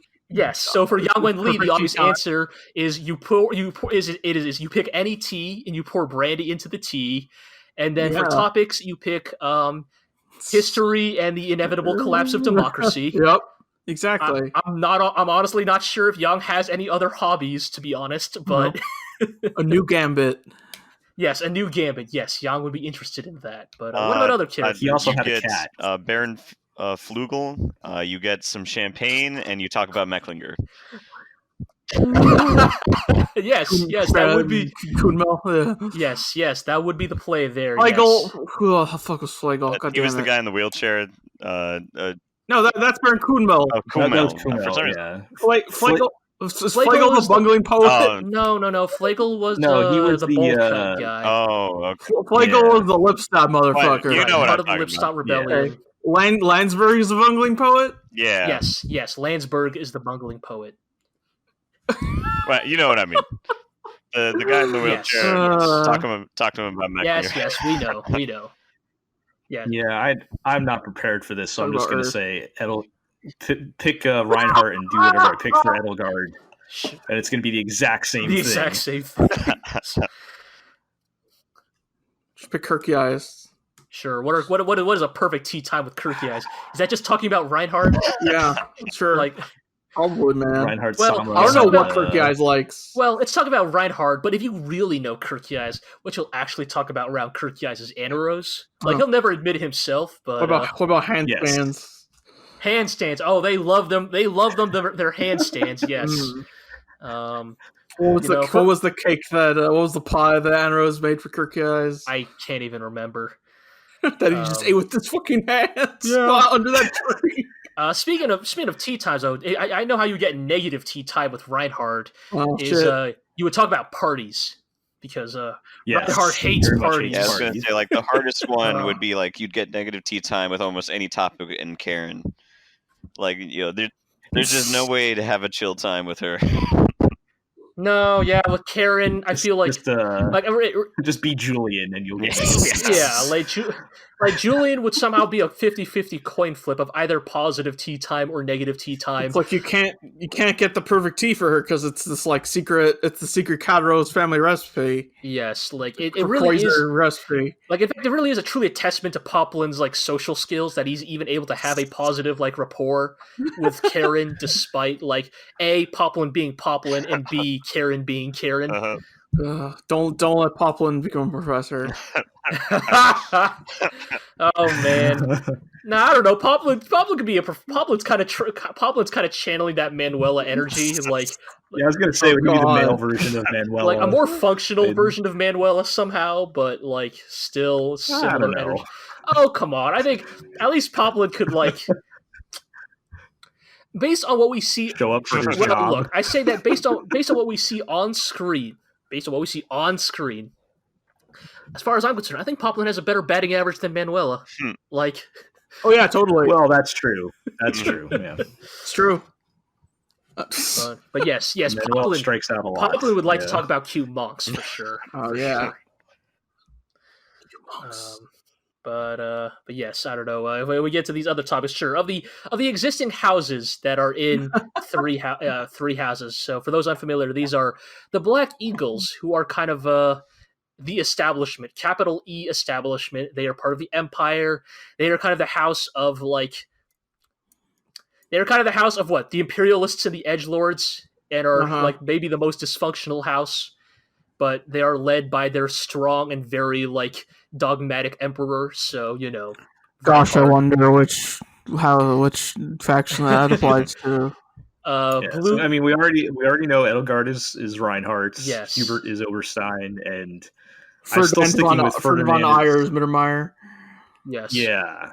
But then, it's mostly an attitude than I'm Ferdinand von character Eyre per se, but yes, he's got the same energy. Right. Then you have Blue Lions, who are kind of your like more chivalrous house, but also filled with a lot of very dysfunctional edgelords for some reason, who are also racist on top of that. So that Poplin would not stand for Sylvain. Yeah, no, I see. I don't think Poplin would be part of Blue Lions. I think Poplin's would still be a Golden Deer. Like he's too goofy for like. Probably. And then Golden Deer, if we want to reduce them to a single word, Golden Deer are the mean house. So, that is definitely the home of Poplin. That is probably the home of Yang Wenli. That's probably Dusty which too. means Julian probably gets. Yes, Dusty and Julian probably get thrown in there. Isn't Julian just Cyril? Like. No. He's been indoctrinated into the religion of Yang Wenli. How dare you insult Julian like that? Julian is much better than Cyril. Cyril's a little prick. Cyril, fucking. This isn't even related to Galactic Heroes, man. Cyril, you're a goddamn professor. You are a professor. And Cyril, this little fucking punk piece of shit has the fucking gall to go up to you and be like, well, I've known Rhea for longer. I'm like, fucking fuck off, kid. Like, no respect. No fucking respect. What I meant to say is Julian also has the aptitude skill. Oh, yes, sure. But Julian, let's be real, Julian doesn't need the aptitude skill. Julian's base growth rates are probably like 60 across the board, like by default. Mm-hmm. But let's see. In terms of like some more unexpected ones, I think, despite that, all we said, I think if we're not going to divide this purely by like their pre-existing allegiances, I think Shenkop would be a Blue Lines. Like, I think Shenkop kind of has it. Like, Shenkop, unfortunately, has that. He defected from the Empire, and now he's hanging out in the Kingdom. I think Sylvain. I think Shenkop, unfortunately, has that low-key Sylvain energy. Like, ouch. Let's be real. If you hear what Shenkop got up to when he was younger, tell me that is not just Sylvain, like just pumping and dumping. Shenkop stays at the academy. So Shenkop perfectly suited to become a War Master by level 30. Let's see who else. Louis Mashengo is basically just Raphael. So Golden Deer. Oh, come on! Hang on. Wait. There's one more to do. Let's be real. Okay. Oh, are you just saying that because he's black? No. I'm kidding. I'm just throwing that at you. I'm just throwing that at you for fun. You're right. Louis Mashengo is kind of a square, so he is more Blue Lines. I mean, they both don't like to talk, right? Yeah, that is true. As much as I like her, is Frederica kind of more a Blue Lines in terms of energy? Like she's more by the book. She is with the FPA because by nature of being born there, but if we're talking about the kind of energy she channels, she's kind of a Blue Lines. Yeah. Kind of more straight-laced, kind of more, she is basically like Ingrid, but more interestingly written. Yeah. Well, what class is she? Like, what's her? Frederica? What's her? Yeah, she's got to be a magic class. Yeah, right? I think Frederica starts out as like black mage, and eventually just kind of follows that line to the end. Or is she a healer? I guess that's unfair, but I guess she is kind of a I healer. mean, is that too? I mean, all right. How about this? Frederica is a white mage. Like, I think Hilda is a black mage. If we're gonna go that route, that's probably that's Sure. probably more. like Hilda is your like fucking crazy ass magic damage dealer. Like, you don't get that vibe from her at Is first. she just full on dark? Yeah, she's probably casting magic? dark magic. Like as Fire Emblem constantly reminds us, the mastery of dark magic does not correlate to personality or morality. So Bukak just the Jagan of this game. Bukak is Alois, right? Like Bukak is like the teacher, right? He's like the older teacher who is just like, he's just happy to be there. Yeah, I'd buy that. But yes, I don't know. I'm trying to think of like other like characters we could slot in, but like then it starts getting to like some very unfair comparisons. Like, I don't know, fucking putting like Flagle into Golden Deer because he's channeling that Lorenz energy, but that's very unfair to Lorenz. So I will not stand for that. Yeah, I feel that there are a couple of foppish nobles we could probably line up with some of the but I don't remember any of their names. Yes, so. it's been too long. Some of the lesser characters yes, from and those nobles have not mattered for far too long. Yeah, I'm already having. I just feel like the Black Eagles line up too well for all the other stuff. Right, to the Empire, yes, it is a little too perfect. I mean, throw in almost Casper as Casper as baby Bittenfield, almost as if they're both based on like 19th century Prussia or something. Yes. Also, yes, Caspar is so channeling that Bittenfield energy. So yes, baby Bittenfield. That is very perfect. But yeah, so. Oh, sorry. What? None of the ladies line up though, because there are no. Unfortunately, we just unfortunately there's like two. Do not have enough like female characters in Legend of the Galactic Heroes to really line them up. Yeah. But yeah, so with that, I think we're going to kind of sunset into our final topic here. I don't know if this is going to be too long of one, but as we kind of mentioned a few weeks ago, we kind of hit the 1-year anniversary of kind of starting Legend of the GLORIO Heroes. Doing this nonstop for a year. Like, this show has been a part of our lives for over a year at this point. And I don't know, are you guys ready for a world where we don't watch this show for a second anymore? I thought you were going to rake Jill and I over the coals for not believing you guys. I really do appreciate it. It's been such a great ride. I said my piece back in season 1. I don't need to keep dangling that over your heads. Yeah. I mean, that's why I got demoted from being a former admiral, right? Yes. No, I think we were saying at some point, when we first started watching the show, it was like, how are they going to fill 100-something episodes? And now we're like, now we're saying there's not enough episodes. Yeah, I think most, not just because we're still enjoying it so much, which is amazing. Like, I don't feel like my enjoyment of the show has dropped off at all. No. And then like, there's so many plot lines to tie up that cards still on the table. Like how are they going to do this now in only like one normal like 2-core season of anime? Like I am the person who unironically says like, I think this show needs another season. Like I think it needs literally another 26 episodes to like fully flesh out the plot we have left. Like, how crazy is that? Like, I think at the beginning we were all like, oh, I don't know, man, 110 episodes. This is a lot. I don't know if we can stick with this. And now we're Caligula, like, we thought it would be stuff like that. And then like, I mean, now I'm the person who keeps saying that. Sorry, go ahead. No, I was just saying, like, it's amazing how, even without those little side stories, like everything has just been so compact, and yet we still have so much show. Yeah, like 110 episodes, and yet, like it's just filled to the brim. Yeah, it's just like, how are they, like, I'm sure they'll find a way, but we are all incredulous at this idea of how the fuck in 26 episodes can, how in 26 episodes can you wrap up all of this? Like, Roenthal's Rebellion, the fate of the Empire, like Julian's destiny, like the bungling poet, the eventual like fate of the Earth cult. Like, it's all so And we need fucking- epilogue. Yeah, yeah. I will be disappointed if there's no epilogue. You Yeah. can't just like cut it short. I mean, I've still been saying like the last scene of the show could just easily be like not everything is resolved, but we just zoom out and narrator's like, and that was the story of a short time in this small island that we call a galaxy Yeah. or whatever. Yes. The wheel Like, of fate. The wheel of fate just some continues fucking turning. yeah, exactly. History continues. Yeah, I mean, I don't know. Like, I mean, I think it's.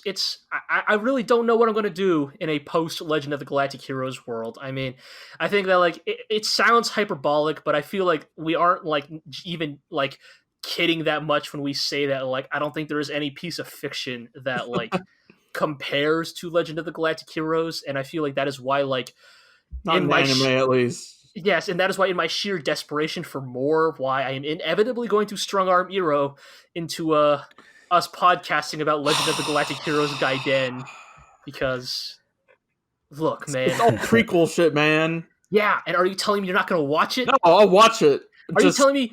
maybe are you not telling me- immediately afterwards. I cannot live in a post-Young world. I don't care if it's a prequel.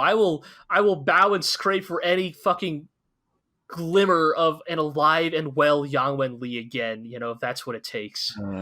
But yeah, it's just yeah. I don't know. It's just this show's been such a big part of our lives, ever since we started Right. watching. I've been saying it every time. We are those people now. We're going to be saying, have you ever watched Yeah, we are those Totally people. did. Galactic Heroes? Like I suspect that even once this podcast is ended, we will probably still be saying stuff like that guy is such a Reinhard, or this dude is channeling so much Poplin energy For right sure. now. Like that is just going to be us, and like we're going to be the people. Like I hate to admit it, but like to other members of the GLORIO Chat who are listening, like I apologize, but like should you ever even vaguely like voice your interest in Legend of the Galactic Heroes, the rest of us We are will going to descend dog on you you like a to the pack of end. vultures.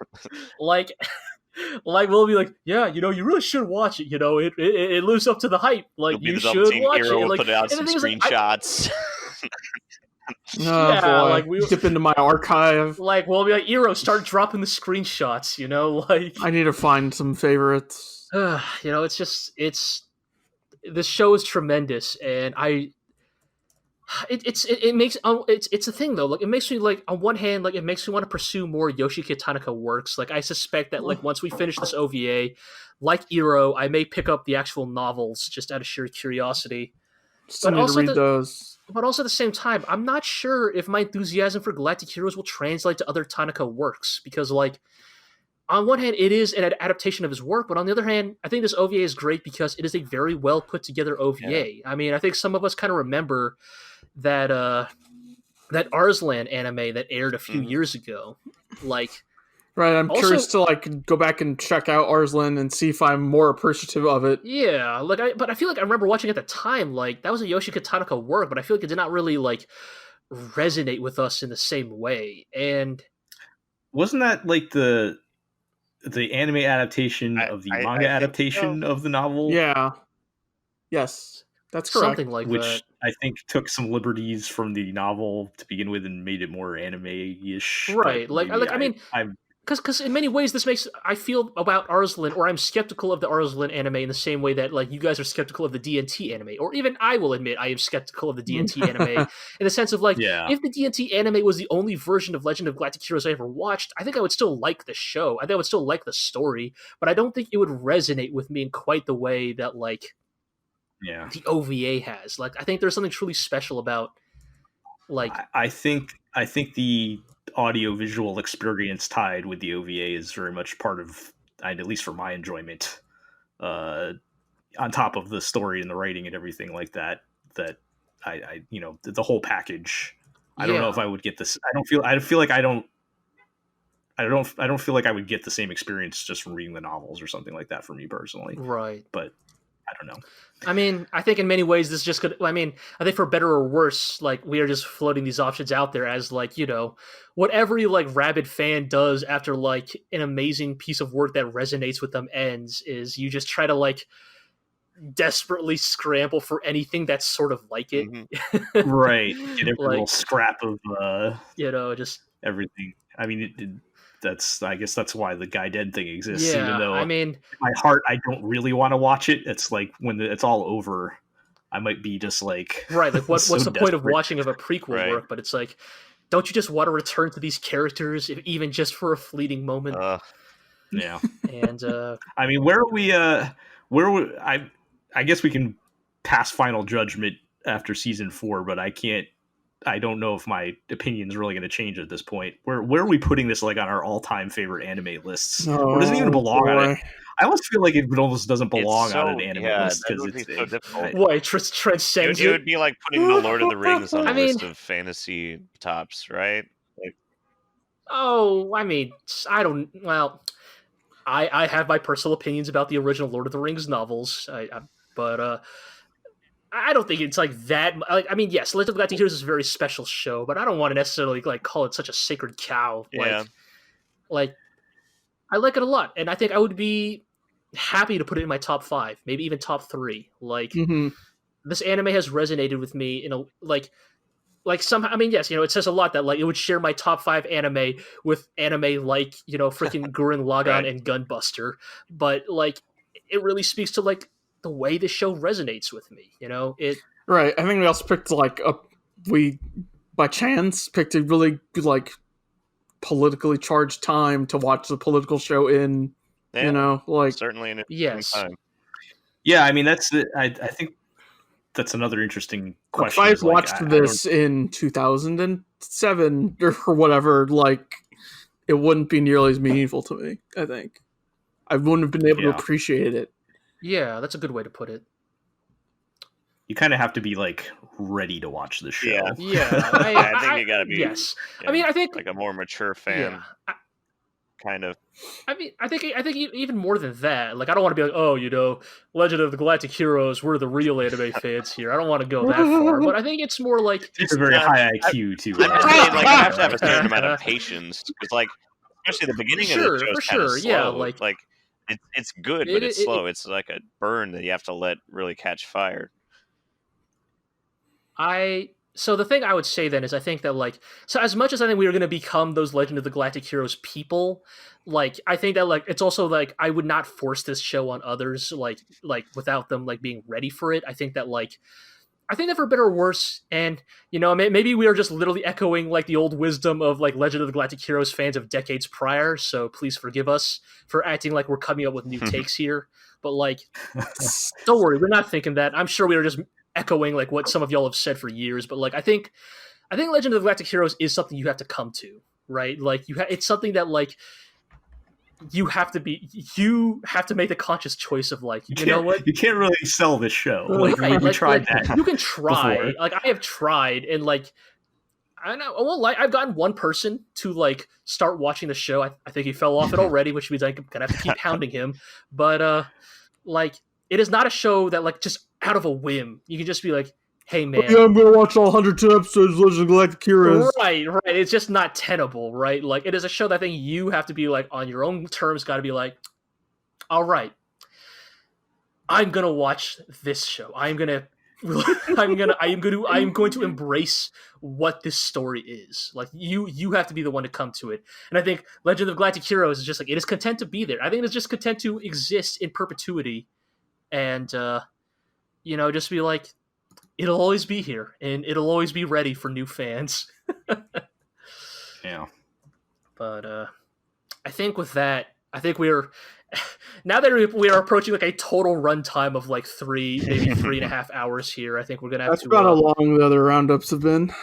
Yeah, we're gonna start wrapping things up here for good. So I guess especially Jell and Marlon, do you guys have any closing thoughts? After all, we're not gonna hear from you guys again until our season 4 wrap up. So any closing thoughts on season 3? Crazy thinking about that the show will be over next time we're yeah, it's a little sad. It's a little bittersweet. I don't know if I have anything to add that we haven't already talked about. I feel like my opinion has been cemented on this show, and now I just want to know what happens in the end here. But I don't know. I can't see anything like I feel like my expectations have been trained to basically expect like anything. Like there's nothing in the status quo is safe Right. at this point. Right. So like I don't know. I mean, we all have our general predictions. I feel like at least one of us is going to be right on some of that stuff. But like yeah. So I don't even know what to expect at this point. I'm just looking forward to seeing how if they even wrap things up or what happens. It's going to be such a struggle, just like, because this podcast isn't going to go out for a little bit, and to just not immediately dive back into the next season, and not, because like there would be these times. I know you've always been like, hey guys, I'm here in the Galactic Heroes spoiler chat, and I've watched 15 episodes ahead. Wow, some crazy I've shit never goes down. spoiled anything, though. I've never spoiled anything. Yes. Yes, Marlon has behaved. But it's just been so hard because one episode, you just need to know what happens next, and I am going to miss it so much. When I don't know. I think our pace has worked really well. It has been good pacing, and it's helped rein me in, because otherwise I probably would have watched everything by now and like tired myself out of it. It does. Yeah, Yes, I am glad we've watched this over the course of a year or so. I think that it has given us time to like let our takes settle and like let our like maybe there isn't a fresh Legend of the Galactic Heroes discourse out there anymore, but like we can have our discourse, and like I think that lets us like develop our points, kind of like develop our like thoughts and feelings about what we're watching. Mm-hmm. So I think in that regard, I think I'm glad we have approached it at the pacing we have. And those people are always out there to show up in our comment section and be like, oh, someone new is watching this show. Let me talk to them. Yes. Shout outs to our lovely listeners and commenters. Iro, how about you? Do you have any closing thoughts on season 3? Oh boy. You're a regular, so I feel like I am a regular. Our thoughts out there anyways, but if you have anything left you'd like to say, close the case on season 3. I'm really curious where we're going from here with the loss of the other half of the show. Yeah. You know what I mean? Yes.